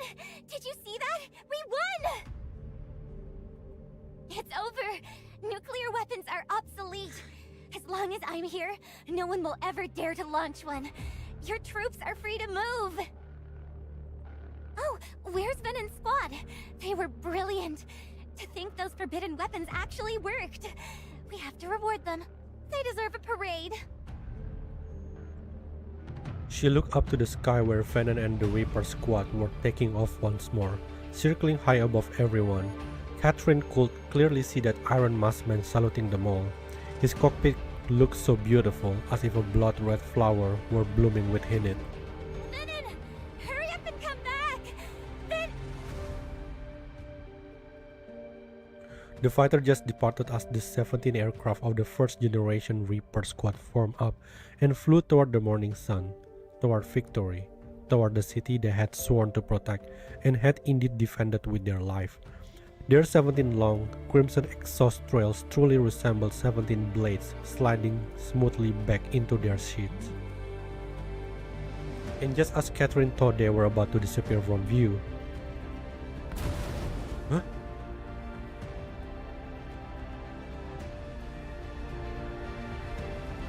Wielding the Reapers, it costs a piece of your mind. The more you use it, the more it consumes you. To maximize your power, the Reaper squad had to exhaust the weapon's full potential. They had prepared themselves for a point of no return. But my soldier said he didn't want to be corrupted by the weapon in his hands. He said he wanted victory as a human. And so they shall have it. Let us honor them as the heroes they are. the blood-red blast dissolved into a plume of smoke and fire, vanishing in the sky. For a fleeting moment, the flame glittered in her eyes, a salute to their triumph, a burning requiem for the fallen heroes. I found it. This is what I really wanted.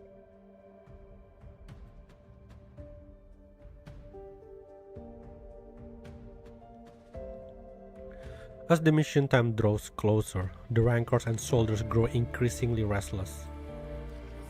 To battle! We are Shattered Blades, Spectre of the Past. War is a sin, killing is a sin, and we choose this sin. We have always chosen it. We are beyond forgiveness.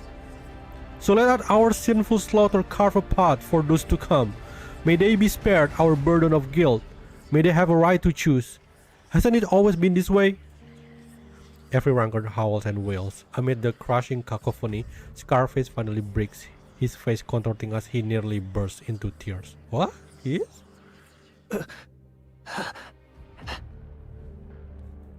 General, can we pick someone else? How does anyone you point me at? I swear! Just not her. She's the one the Minos guy has been breaking his back to save, isn't she? Whoa. What's her crime? Being a kid from our own city? Well, surprisingly, Scarface is really good guy. We've been fighting this whole damn war. This is what's left. It can't be right. It ain't right. There's gotta be another way.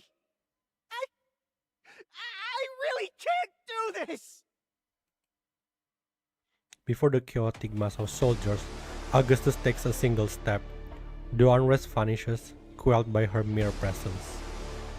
Scarface's plea only deepens the shadow on her face. In one fluid motion, she is upright, driving her blade into the earth with definitive force. A metallic crash echoes, and the world seems to bend. All the howling rancors are instantly silenced, their clamor swallowed by her absolute authority. In the face of her will, all chaos is utterly crushed. Though she wields no rancor herself, every bearer of one is her living sword. Damn, this is so powerful! I know, I love Scarface also. What the hell? I thought he's crazy. Now she deliberately draws her blade from the floor and steps forward. Listen up. All 8th Division Shattered Blade. No. All Discord units. Whatever orders you followed before, whatever loyalties you held, forget them. Cut it all off. Now. On this battlefield, I am your only commander. You will follow my orders and mine alone. In return, I give you victory. Not a hollow one. You will not be asked to compromise your duty. You will not be ordered to make pointless sacrifices. You will have your justice, your honor, and your win. All of it. Now, your only mission is to suppress BR-005. You will not yield a single inch until I return. We must win this war, with not a single blemish on our victory. Augustus! By order of General Augustus before departure, the original plan of engagement has been revised. All Broken Blade squads are to abort the direct assault on the Black Ring Apostle via Nirvana Port and evacuate immediately. Logistics personnel will remain to operationalize Nirvana Port as a containment measure, baiting and holding the Black Ring. All main combat units equipped with rankers will disperse into small, mobile teams. Their new primary objective is to sweep the battlefield and locate any overlooked Aurum Secretum devices. Any discovered device is to be destroyed on site. For subterranean Aurum Secretum installation, units are to confirm coordinates and call for targeted heavy artillery strike from the rear.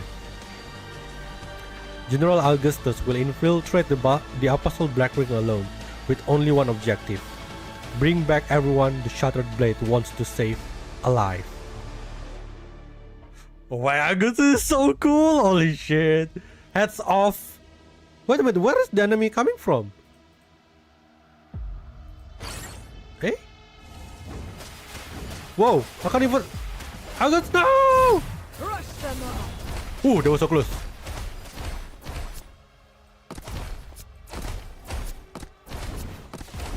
They just spawn whenever they like, are they?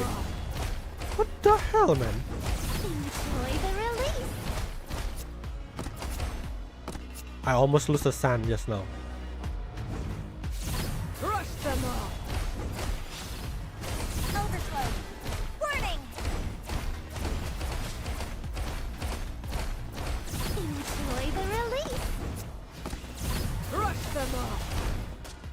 God damn it. Still 5 more? That's quite a lot, eh? Enjoy the release. Okay, we're safe. They really love the city and its citizens. Don't we all love the city? Well, I gotta be honest, like, I don't like East Side people. Nothing can stop us now. But still, there's some people that are worth saving, so.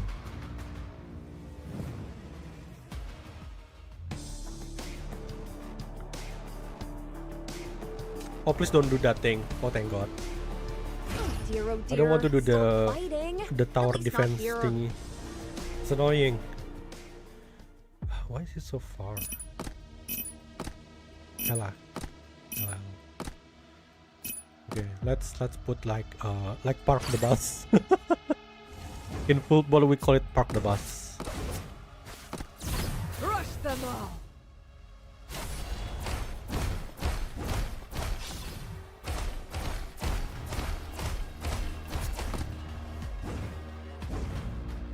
Crush them all! Enjoy the release.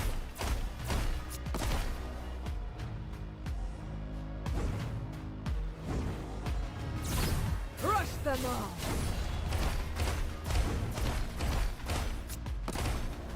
Enjoy the release. Crush them all! Still no Horo. What happened to Horo? Actually, yeah, I'm expecting Horo and Hypatia to have more role. Restricted communication, highest clearance. Are we really at this point and the rules assault still isn't underway? SHP-13 is a priority, but we cannot let the enemy's Black Ring lock down the shackles. It's only a matter of time before the underground shepherd recovers him. It's already begun. I see. My concern was misplaced. I had suspicion you were deliberately stalling to protect someone. The tech you used to modify me was your own design. You know better than I do whether it has any flaws. But at this rate, the clock is against us. The Aurum Secretum sorcery is active and targeting SHP-13. Can you run the numbers? If the enemy breaches before the third observatorium completes its mission, we will be in trouble. Oh? Who's that? Yes, the Aurum Secretum has inflicted damage on him. However, I do not believe an acceleration of our timeline is necessary. My analysis suggests we now have a larger window of opportunity than previously calculated. Why always it was Shalom? Something within the depth of the Black Ring is shielding him. I did a good job.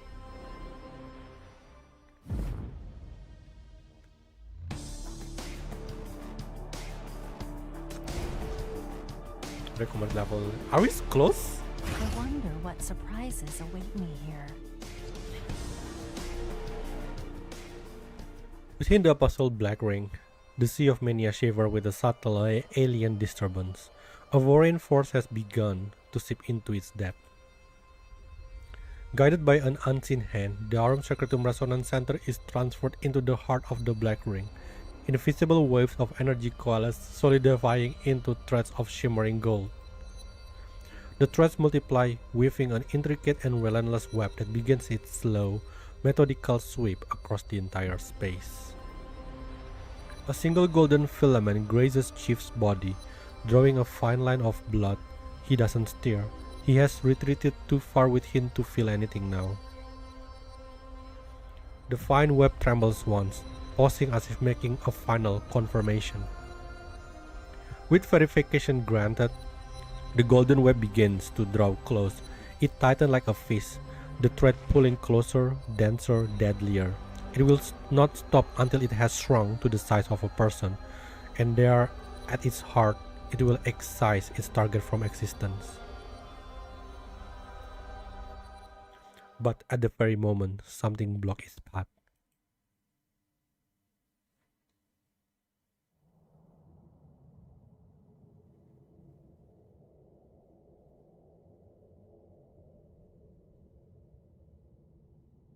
I had a dream.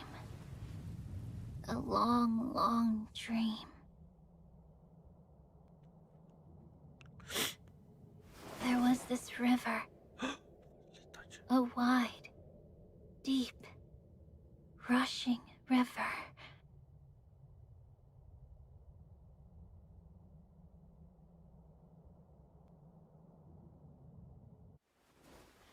She tightens her hold on Chief.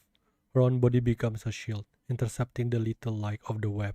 She holds firm, but she knows if the opposing force amplifies its power even a fraction, her frail protection will shatter immediately. Perhaps later, once her body has mended, then she is certain she could stop it completely. There is nothing more she can do now. She's just not as strong as Chief. How am I supposed to fight this? How strong do I have to be to walk against the current? Tell me. You're always pushing forward. Always ahead of me. You never lose. You always figure it out, right? Wake up. This is a joke, right? Stop messing with me and wake up. Tell me you're fine. Look at me. Was it me? Is this because I was just sitting here, pathetically waiting for you to save me? Then forget saving me. Just save yourself. Wake up and get out of here. You hear me? Damn Black Ring. Let me talk to him. And so, Mania grants her wish. Spike after spike, the pitch black shackles pierce Chief's body, merging with the Black Ring and Hela's own form. Through this newly forged connection floats a profound and intense emotion.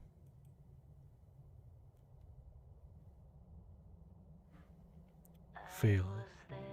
I failed. Why? Where did I go wrong? I'm sorry. I'm sorry. Think again. Try one more time. Am I not enough? Who else? Who can do it? She's waiting. Find another way. Can't let go. Must not fail. One more time. One more time. Try again. Just one more step. Be stronger. Try harder. Can't you do it? Am I really this weak? Tears shimmer in her eyes as light finally returns to the young girl's once lifeless gaze. In this moment, she understands everything. These are the emotions Hela knows most intimately, the very feeling that reside within her own heart. But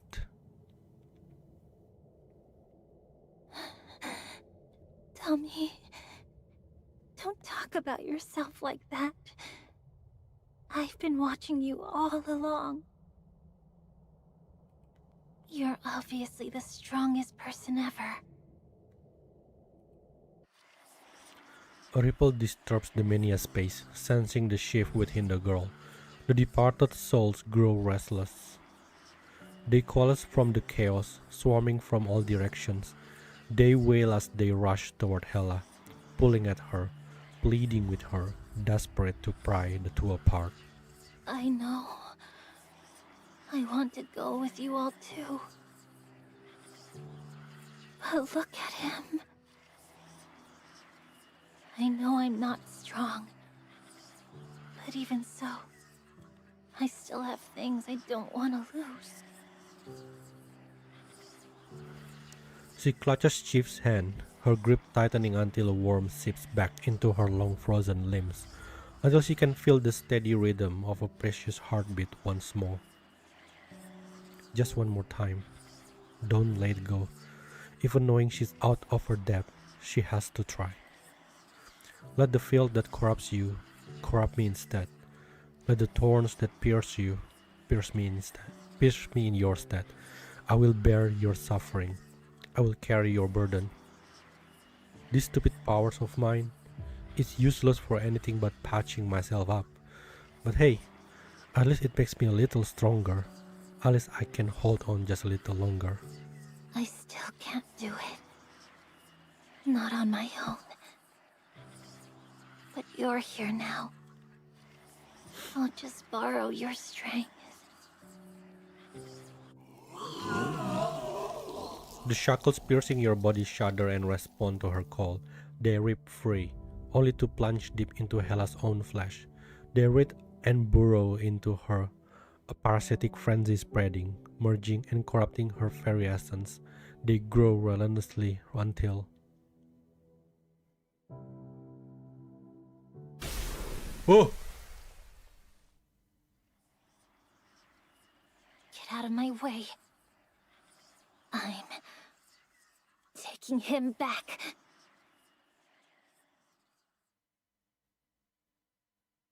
Did she use this? I stared at your photos when I felt alone. What am I doing? That corner waiting for a call. Hey, what am I doing here? For so many nights.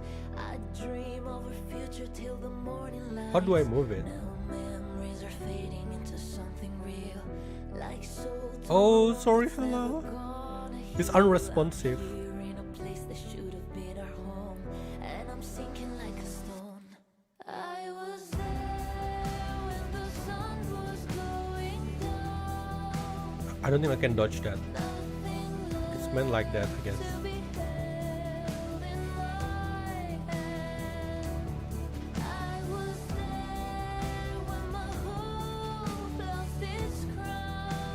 Let me dodge! Let me dodge! Hell.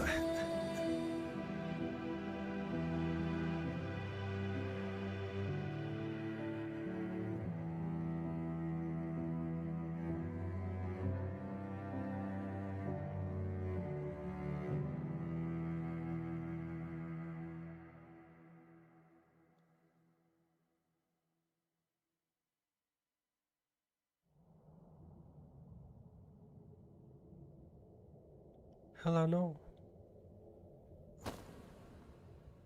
Focus.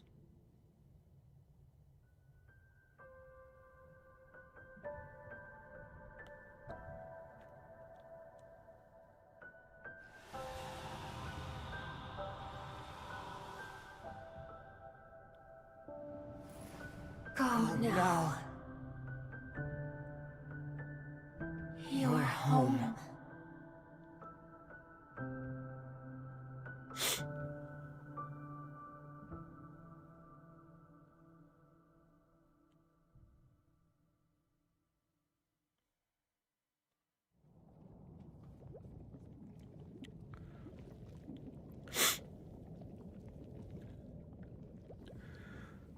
Bent by tremendous magnetic forces, even the black ring twists in her response. The invisible threads tear asunder while shards of weathered metal draw together and merge. The contamination within is suppressed, shaped and bound to the metal, reborn into the perfect instrument of war its master desires. Thus, the general who single-handedly charged into the heart of the black ring sees her glory. With a skyward sweep of her blade, she effortlessly cleaves a rift within the apostle body before spurring her war horse onward, leaping toward the next battle.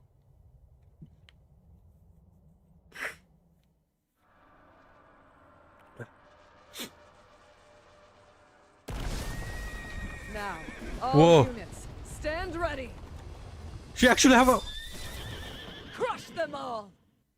She actually have a horse! Charge! God damn! What the hell?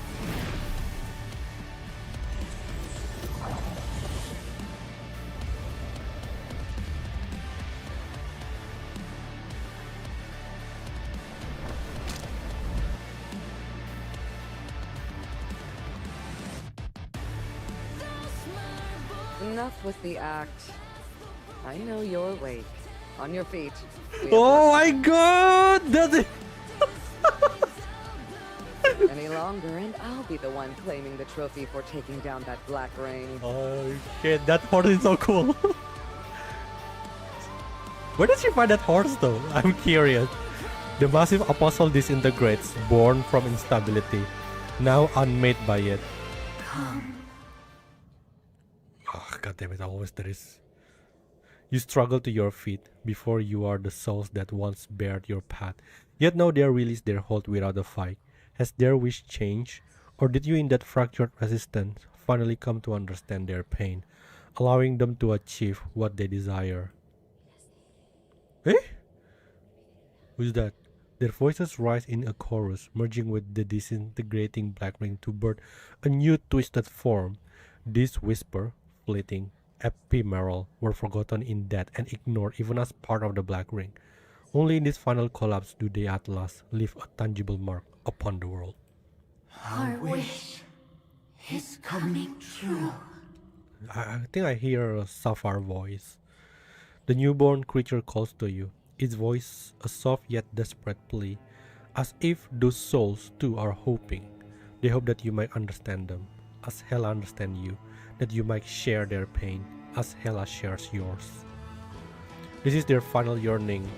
Though their fate is sealed, if others can see their hatred and bear the weight of their pain, that shared burden may become an antidote to their suffering, much like the shackles.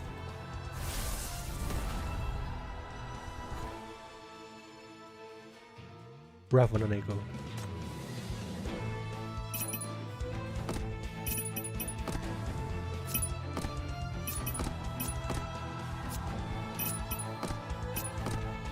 Alright, here we go. Let's beat it in within 5 seconds. Go! Boom! Die.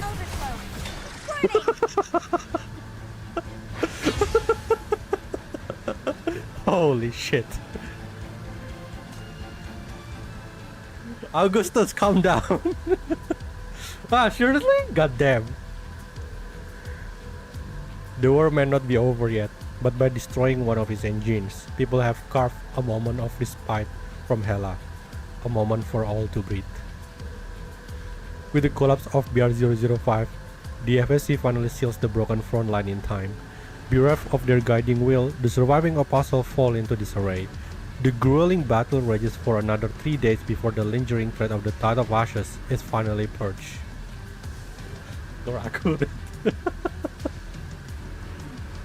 Meanwhile, having razed the last Aurum Sacratum stronghold, the Discord troops race back to the city to reinforce the final push.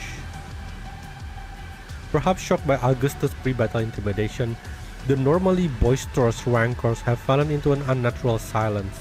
Their quietude is disconcerting, leaving the soldiers feeling oddly hollow, as if a crucial part of their battle spirit has been lost. Bring the wounded in. I'll handle the treatment. Oh, you are back to being a doctor now. Yet, after all these years, for the first time, they are left in silence to hear the beating of their own hearts. Augustus just clearly shut their mouth, isn't she? Sinex prowls the allied camp, cheerful whistle on her lips as she drinks in the beautiful disarray. Wow, that was a spectacular failure. Bravo, everyone. And that's my cue to exit stage. It's been a blast, really, but so long, suckers. Maybe I'll pay a visit to little Hela. The treatment version of this boss won't die this easy. Let me enjoy that part. When the fire within has burned to ash, one must reflect on the past and thus find the strength to move forward. For ruins are not a forever shelter, and the next storm may already be on the horizon. And at the final hour, who swoops in to save the day? Nirvana. Those hypercubes were a masterstroke. Flawless logistics. Now that's the mark of a true industry leader. Wins inventory? Doesn't even compare. Oh boy. Ha! Consider the past forgotten.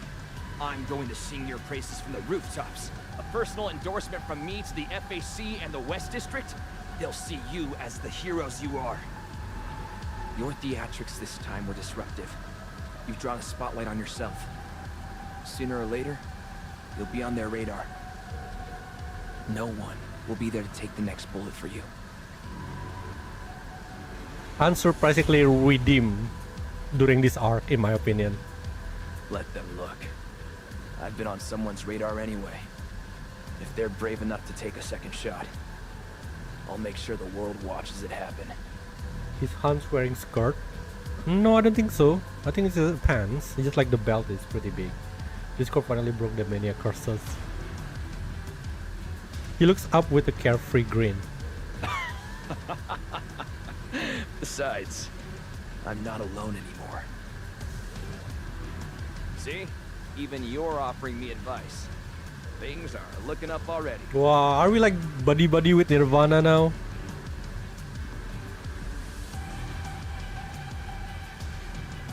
We won? For real? Yes! Get the good stuff, we gotta... Oh, hang on, wait. Oh, No, where's almost Yelena? I'm just glad it's over. We can breathe easy. And hey, I ain't celebrating them losing. I know you're from out there, Sibylla. I really hope your people are all right. I know. Thank you, Graceland.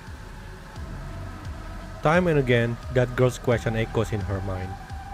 I'm a Nirvana, chill.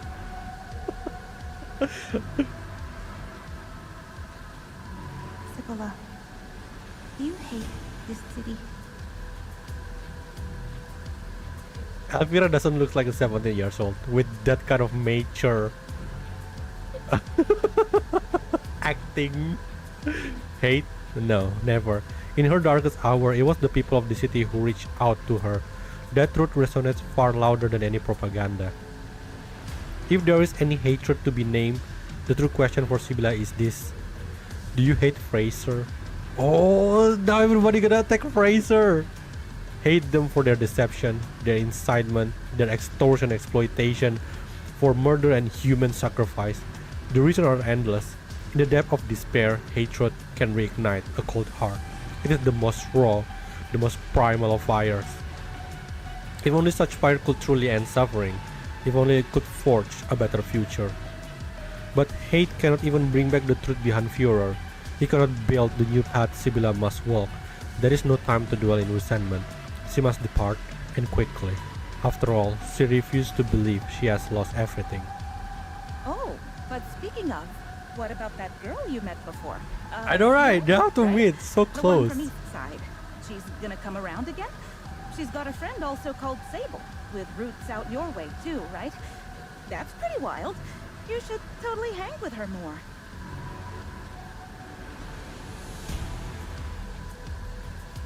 I was actually thinking that myself. I'd like that.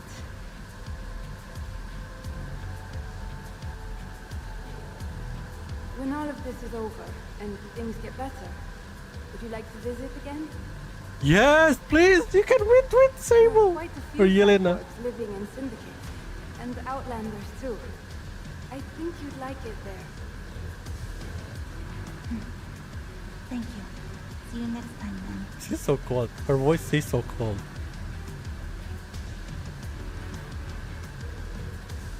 There is always a price to pay. Oh, Adelaide? This No? is why we shouldn't judge all Outlanders. I heard we managed to fix the hypercube shortage, and it was all thanks to Quinn. Apparently, President Irene had already arranged the supplies and secured the White Sands routes right before she was detained. Did us a huge solid. Free Irene! Free Irene! Free Irene! Totally true. And get this. The word is she only came here in the first How place long because her no good are they gonna father keep us Campbell waiting? Unless she was doesn't trying have to her have her interrogation. killed. I know, right? She's been done with Fraser for years. This city's her home now. We're the ones who actually took her in.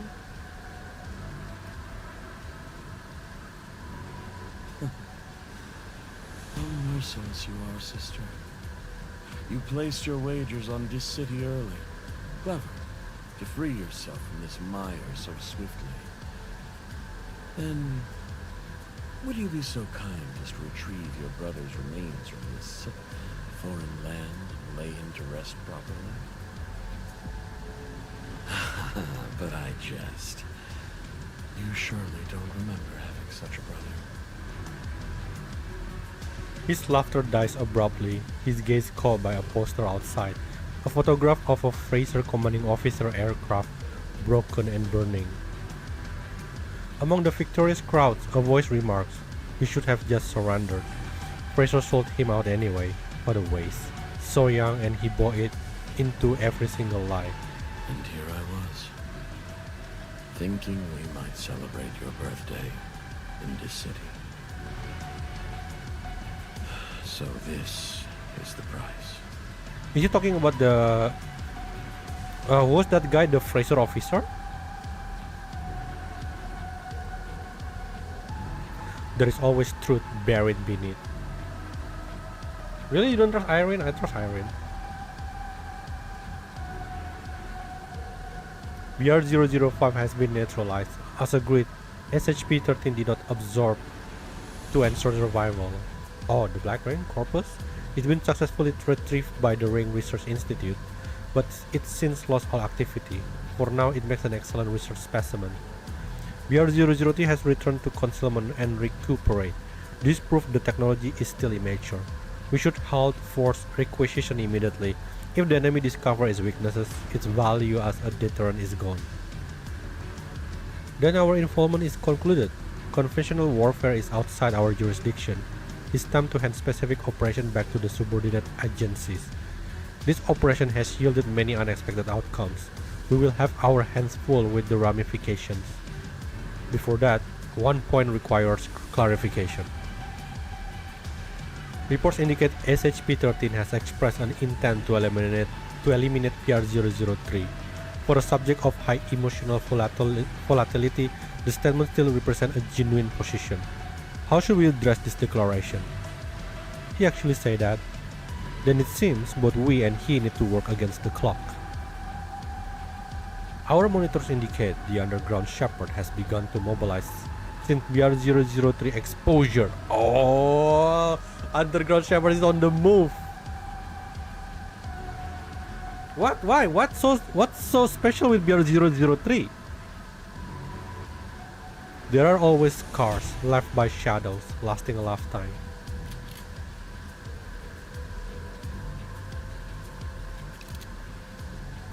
Elvira slammed in her room at the bureau, her back against the headboard. The small handgun rests in her limb grim. She pulls the trigger. Click. Again. Click. The empty mechanical sound hangs in the silent air, and then, slowly, a smile spreads across her face. I'm more curious how they know about the shepherd movement. Another fake grandma is on the move. Well, it's part of the episode. Or maybe they can just like, from the observatorium, maybe because of freaking like mania. Isn't that like underground shepherd basically a walking mania? That we were the same. So pathetic. Who even made them this way? Fraser? The underground? I will never forget. Langley. Langley told. The Is it Langley? Blinded them, used them, and sent them all to die. I will never forgive that. Why she becomes so extreme though? Elvira.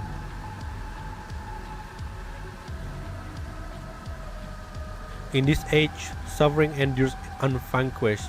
Malice still spreads among mankind.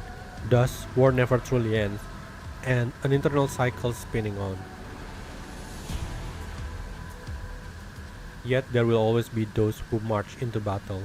One after another, they choose their path, divide their fate, and refuse defeat until their final breath. So this is what the shackles are like when they're not contaminated. They do feel clean. What is No that more sound of in the that background? Sticky, distorted sensation. You've been carrying this level of Langley's story is contamination about while running around BR003. with me for over a month. I really did underestimate you.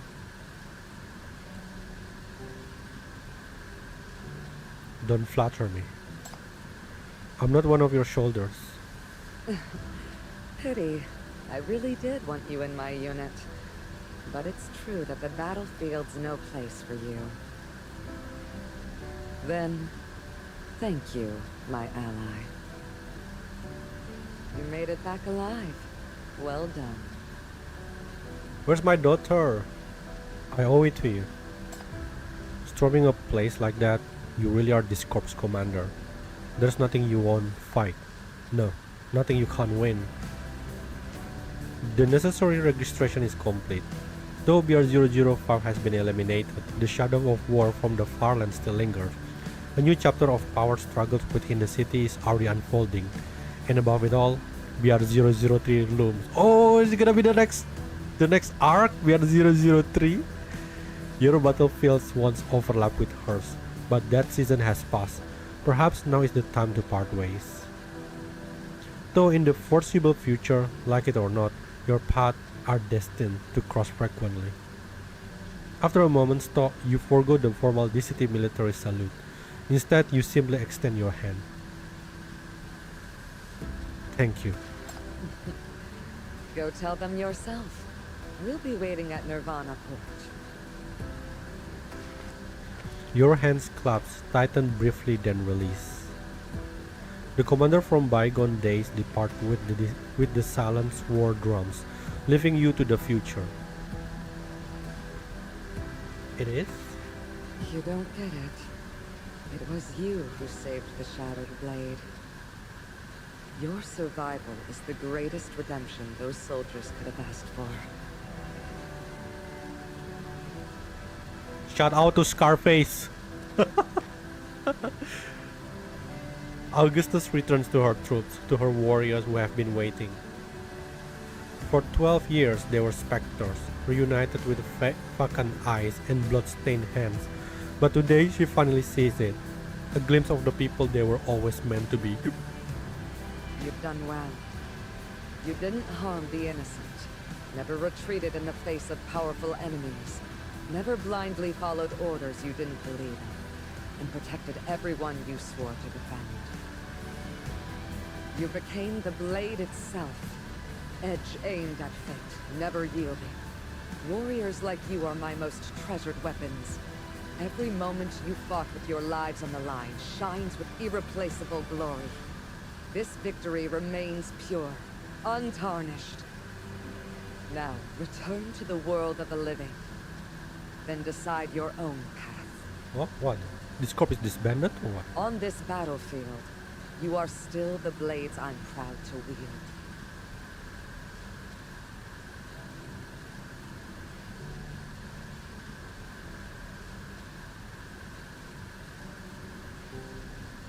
FSC Scout 0083. Status missing in action. Lost contact August 11.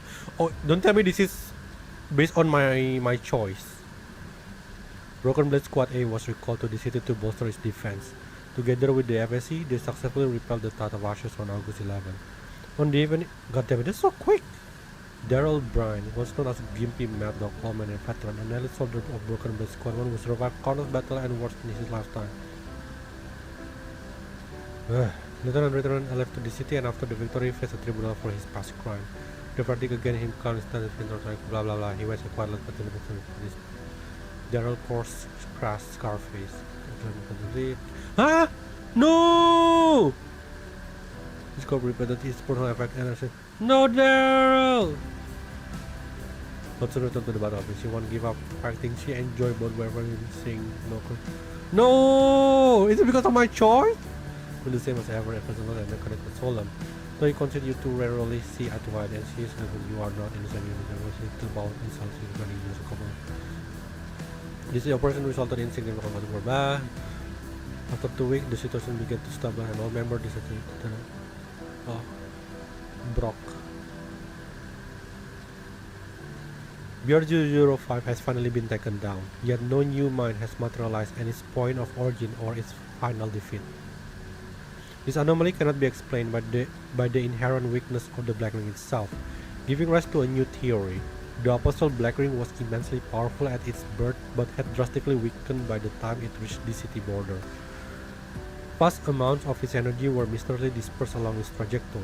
This suggests the new BR-005 mine could be concentrated somewhere along this path, or that its power has fractured into numerous smaller deposits scattered far and wide. Around this suspicion, new conflicts are already brewing. Isn't that basically like what the Führer refugee want? They want to like spread the resources among Outland. Technically, so they wish kind of granted, isn't it? Press F. Sinner Hela, who escaped the Black Ring, has undergone comprehensive examination and treatment. With the full support of all relevant departments, the Black Ring corrupting influence on her will eventually be entirely purged. However, the profound fusion and corruption between Hela and the Shackles have permanently altered her mania characteristic, granting her an unusual aptitude for achieving deep resonance with others. Oh, this is the Perspectra. Her core ability remains self-healing and regeneration. Her exceptional combat prowess, however, appears to be fueled by residual will of the Black Ring, a silent, watchful presence that now guards her. She's totally gonna face it to EMP face.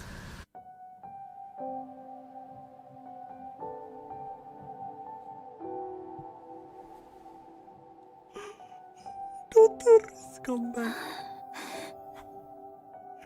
Doctor, welcome back. I'm home. Welcome back. Nothing can stop us now. Doctor. Doctor. How to get perspective tabs? I don't know. I think it's not released yet. It's supposed to be in the friendship, using friendship point, but when I check the friendship point, it's not there yet.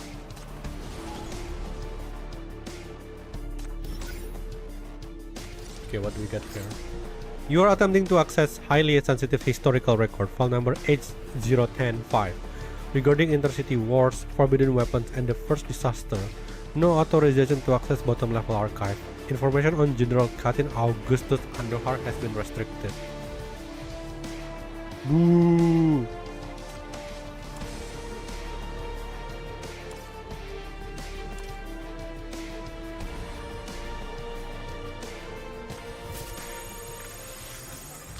I feel bad with Scarface though. Why? Is it because of my choice?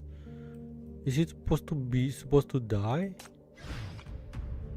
Follow Nino-sama well, and don't get blown away by the wind! December 26, NF72, New City. Finally that daughter back in family I stand school. before you as the second commander of the Dis City Independence Army. And as your new speaker of the City Council. This position wasn't given to me by the Metropoles. It wasn't bought for us by corporate interests. It was earned by the will of every Dis citizen who cast a vote. It is your trust I carry. It means the Metropole's chains are broken. The predators are still at our gates, but we have taken back our dignity. We have taken back our freedom, and we will never give them up again. Doctor, I'm shocked at why Catherine looks so young in this. The days of being exploited, subdued, and oppressed are over. As of today, this city-state is ours. From this day forward, the fate of this city will be decided by Dis citizens alone. We stand here because countless heroes gave everything to get us to this starting line. They're like, haha, but We will honor their sacrifice. Know what's We will next. carry Meanwhile, their there's legacy Hela forward. sad face. Let the challenges come. From catastrophe or from man. We will meet them. We will build. We will protect. We will expand. Our city has risen! And it belongs to its people. Its greatest strength. I hereby declare, this city is independent!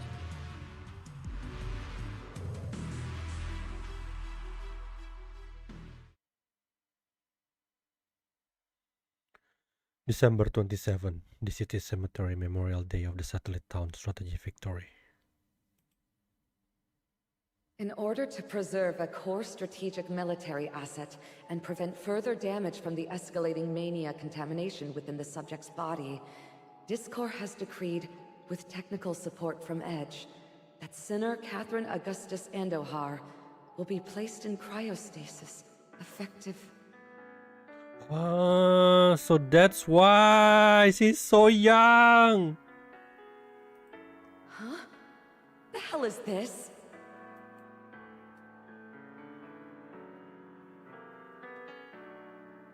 Shit, yeah, I know, right?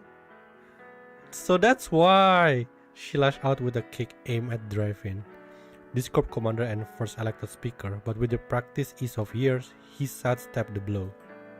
You're a vital asset that needs protecting.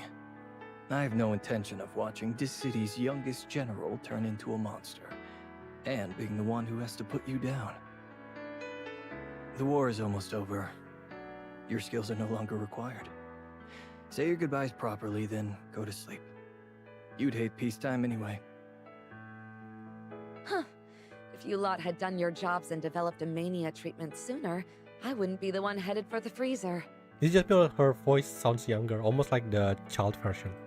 The scientists at Edge have done everything they can. 01 nearly worked himself to death developing this cryo process to save you.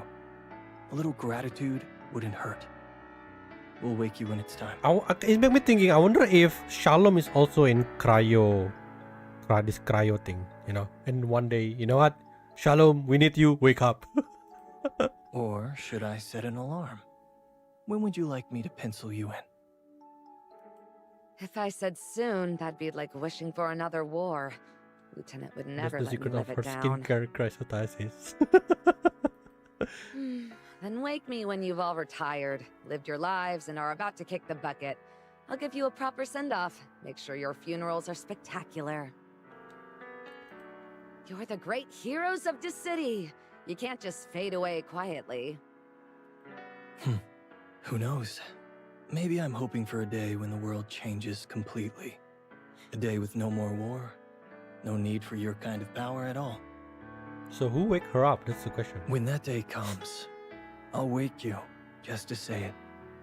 Soldiers like you are obsolete. Time to be a good girl and go get an education. What a dream. You better deliver on that, Mr. Speaker of the City Council. She almost scoffed. Why did the old geezer look so reluctant to let her go? It wasn't as if he would be alone. He had Victor and Adrian. Edge still had 01 to cure his baldness.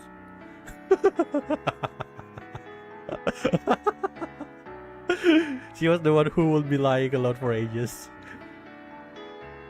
She was the one who should be worried about loneliness. That's actually pretty sad when you wake up and all the people you know is no longer there. Time was almost up. She took one last look at the city. This was never the city-state that had earned her loyalty. Yet for years it had been her battlefield. The place where she had found her most treasured blades. She turned around and faced the warrior who had fought beside her across countless battlefields. In every resolute face, she saw the same divine pride. They were the sharpest blades, forged by their own will, living on their own terms. So mentally, she is young. Kind of, yeah. Catherine slowly drew her sword and placed it in their steady hands. Then she took a medal that belonged to the A division of this corps, the general's insignia that Draven awarded her with a manner almost that of an adult placating a child. Brock. Take care of my troops. They're my pride. You have my word. Well then, goodbye. I'll be waiting for the day I wake up. I'll be waiting for that day too. Oh. Where do I go next?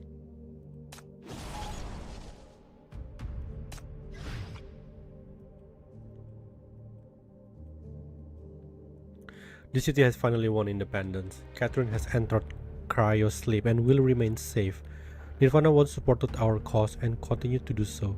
The support from Edge interns is crucial to us. Adrian, Victor, and Daryl are still alive, but Brock, Fennon, Instructor, and Julian did not live to see the independence celebration. The city has only won one war for now. More will follow. As long as humanity exists, war will never cease. And everyone, I look forward to our reunion beneath this earth one day.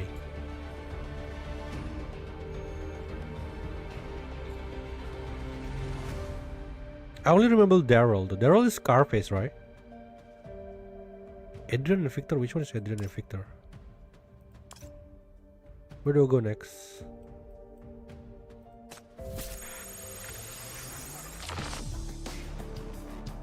Eh? No more? No ending credit scene? Where do I go? Is it 100% already? What is this? Oh my god, no. I don't want to do that. She want to take revenge of like, you just killed me within 12 seconds. What, is that it? I'm expecting like some sort of the usual credit. Where is it? It is 100%.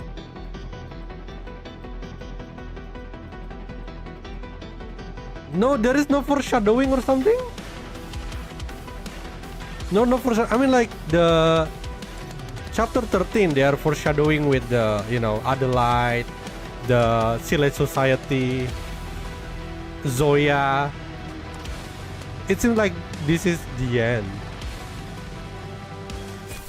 This is a Discord tragic victory, pure victory. So it feels like it's a complete, full, good ending in a sense.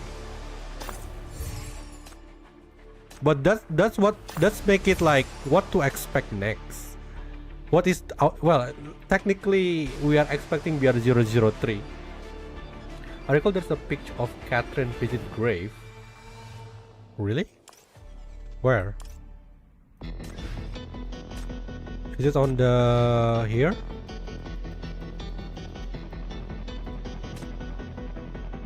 Gallery. Daughter. Daughter. We don't even get to speak with her yet. Oh my god, daughter. This is so cool. It's like Odin. God damn. Where did you get the horse? The horse is, I don't think the horse is even an actual horse. You mean this one, Harina? This is the only grave that I know. I saw in CNCG. I don't know why. I feel like without ending credit scenes, it feels weird.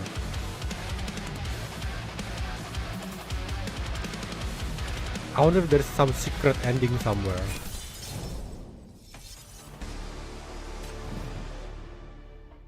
Yeah, it seems there's nothing. Oh, this one, the people that I killed, isn't it?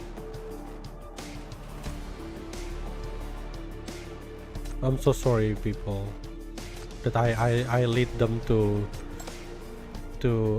their doom.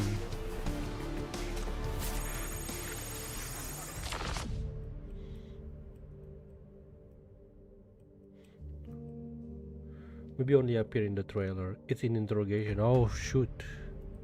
I see. I think the interrogation gonna be voice. Okay. Let's just stay here and talk a little bit. And no Horo. Oh. I completely forgot about Horo. Oh yeah, Perspectra. I think. Oh yeah, it makes sense. Perspectra is a lot, you know. They have like 4 different things in the Perspectra. Lock. I can play this one, but I'm not sure. Like there are each of them has 4, and you know, so there's 16. I wonder.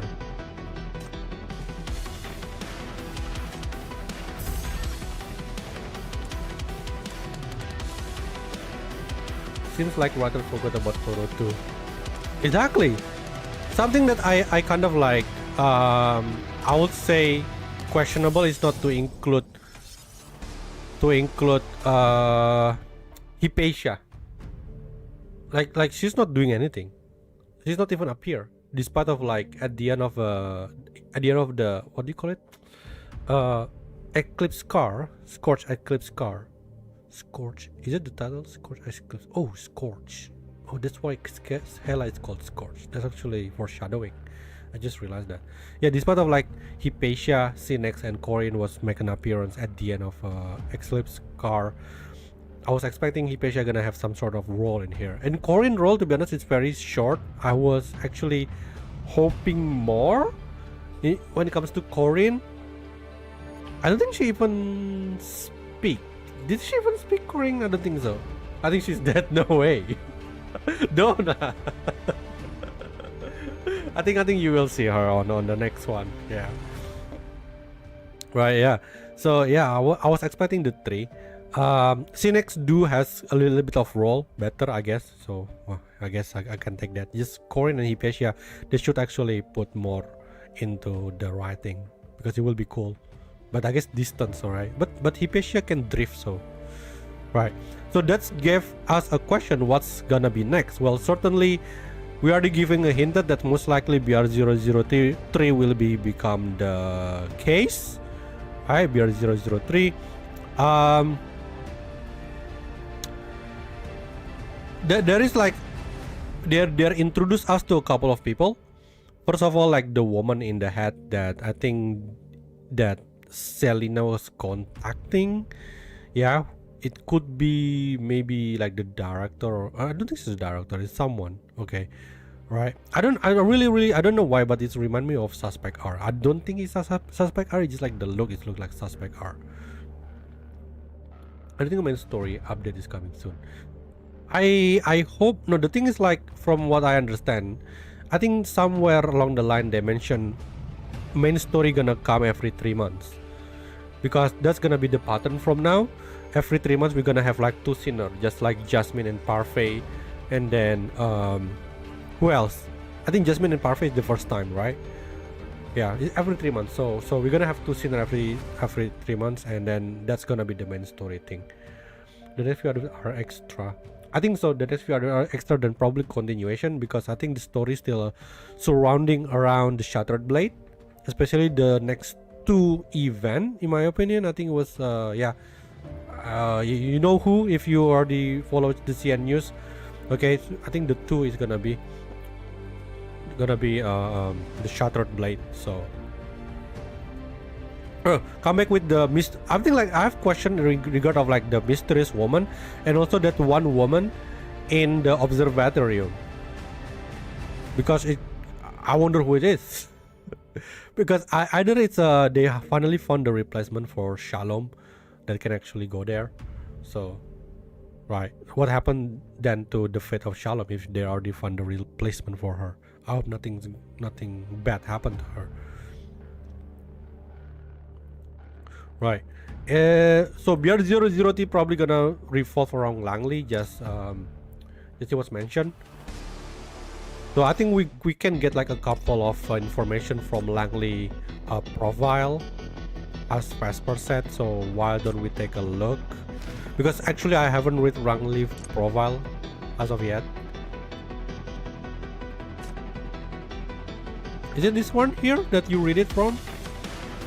Oh, okay. It is. Able to predict the required condition needed to produce a specific result after firing the casualty gun, and able to manipulate the bullet to hit every target after completing all the conditions. Oh, this is what the thing that killed Parma. Awakened during the BR003 Navigator Observatory incident. Use a special power for the first time when insisting on assassinating an important individual. Case investigation not authorized. The question is, who is this individual? Which is why Langley is still one of the OG sinner that still doesn't have an interrogation. Awakened during the incubation period. No physical sign of mutation. Due to the subject's extremely strong mental power, the erosion and infection is weaker than average. That's make her like super strong. Fine for damage, because we haven't erased her at all. Langley and Zoe are gonna be the key.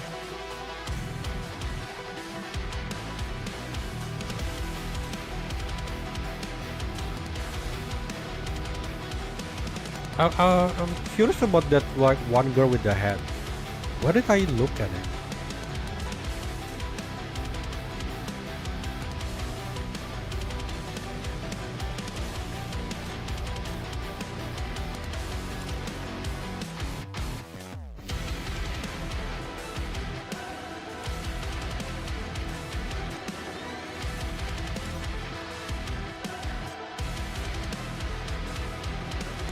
I can't show it here. I don't think it has. I don't think it's here.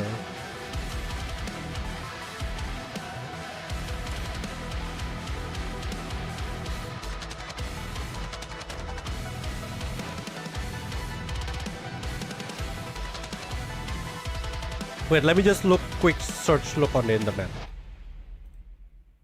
Suspect R. Button where?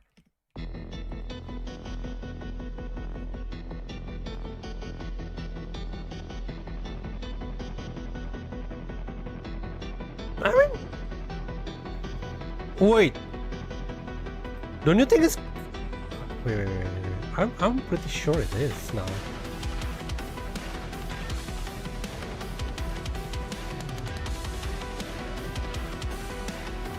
Give me a second.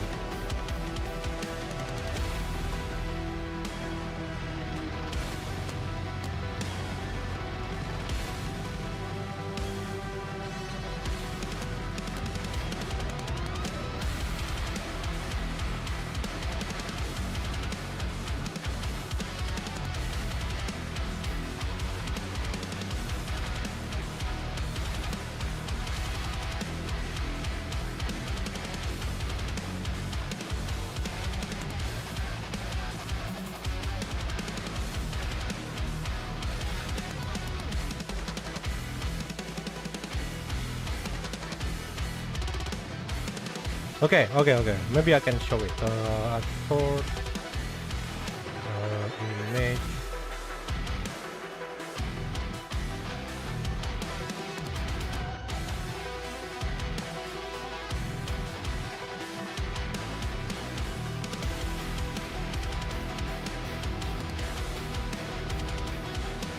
This one.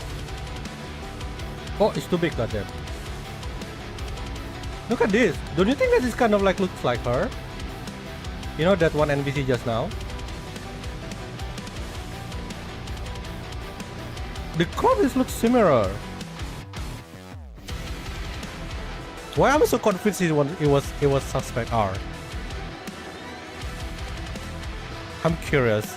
Do you remember where the scene is? God damn it, Arka, I don't know where the scene is.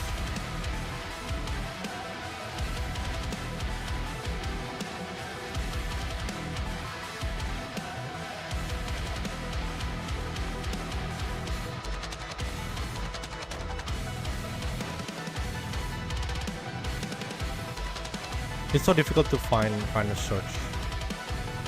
So what do you think? Like, do you think that one silhouette that being shown is was actually suspect R? Because it just looks always so similar. I mean, like the silhouette alone, it also have this white clothes and the big hat kind of thing. So let me come back. We bring you another. I'm trying to look for the scene, but it's gonna be like super painful to see. Where is it?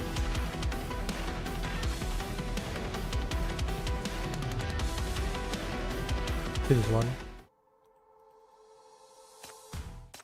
Oh, is it like just like that? Oh, it's good then. I don't have any issue recording that.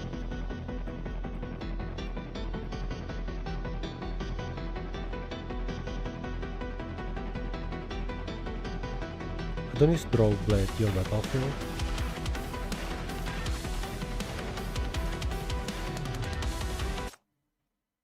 Is it this one or not? No, we already there, so it's not this one. I'm not sure suspect will be in paradises or connected to the edges. The head is that okay, I agree with the head. It probably looks smaller.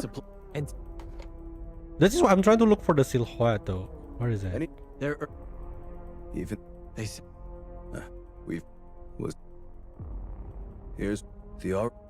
I wonder if this one.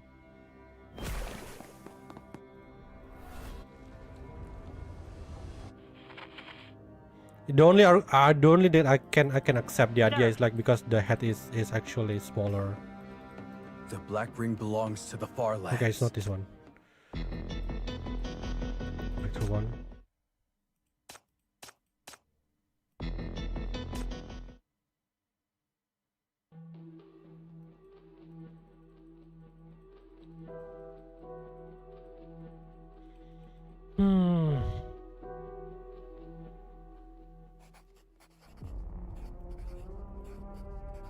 I think around this time, after this, I'm pretty sure it was after Got this. anything else?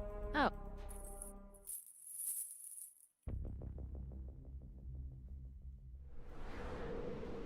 I know that at that time it was Elvira and Langley being Confused. Today.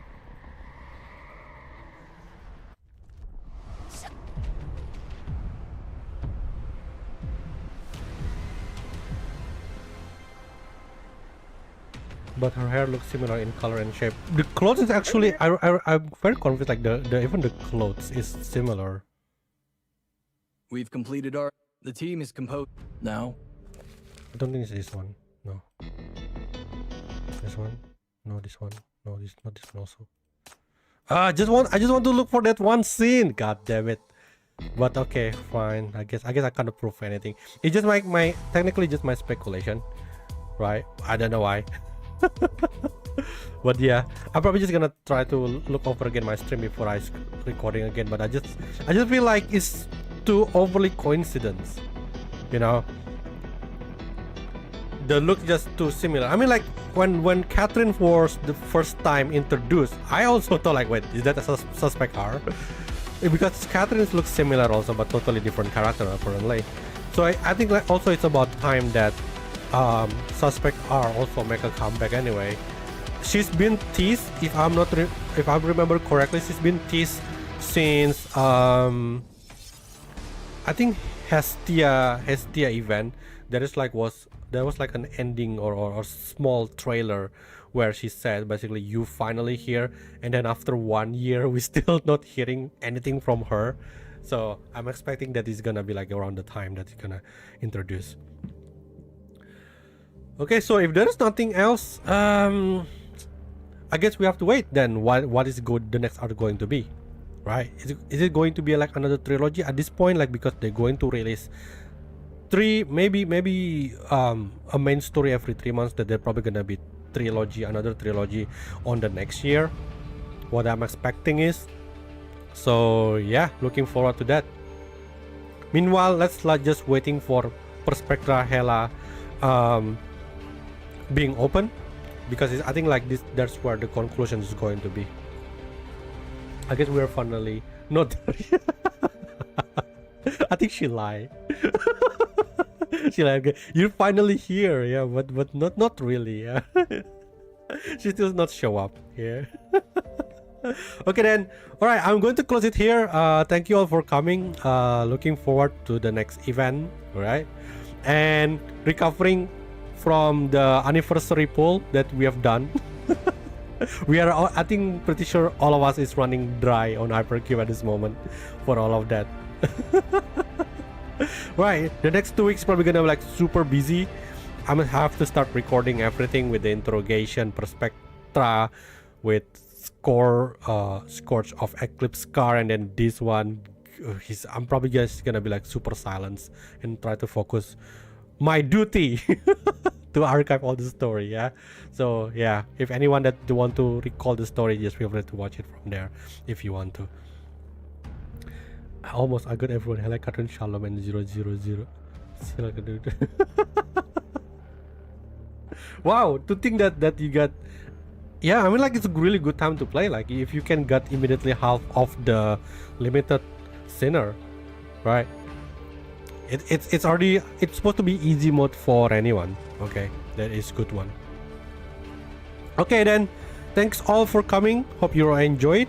Let me know again, and I will see you on the next stream and the next new story. Till then, please take care and have a good night. Bye bye.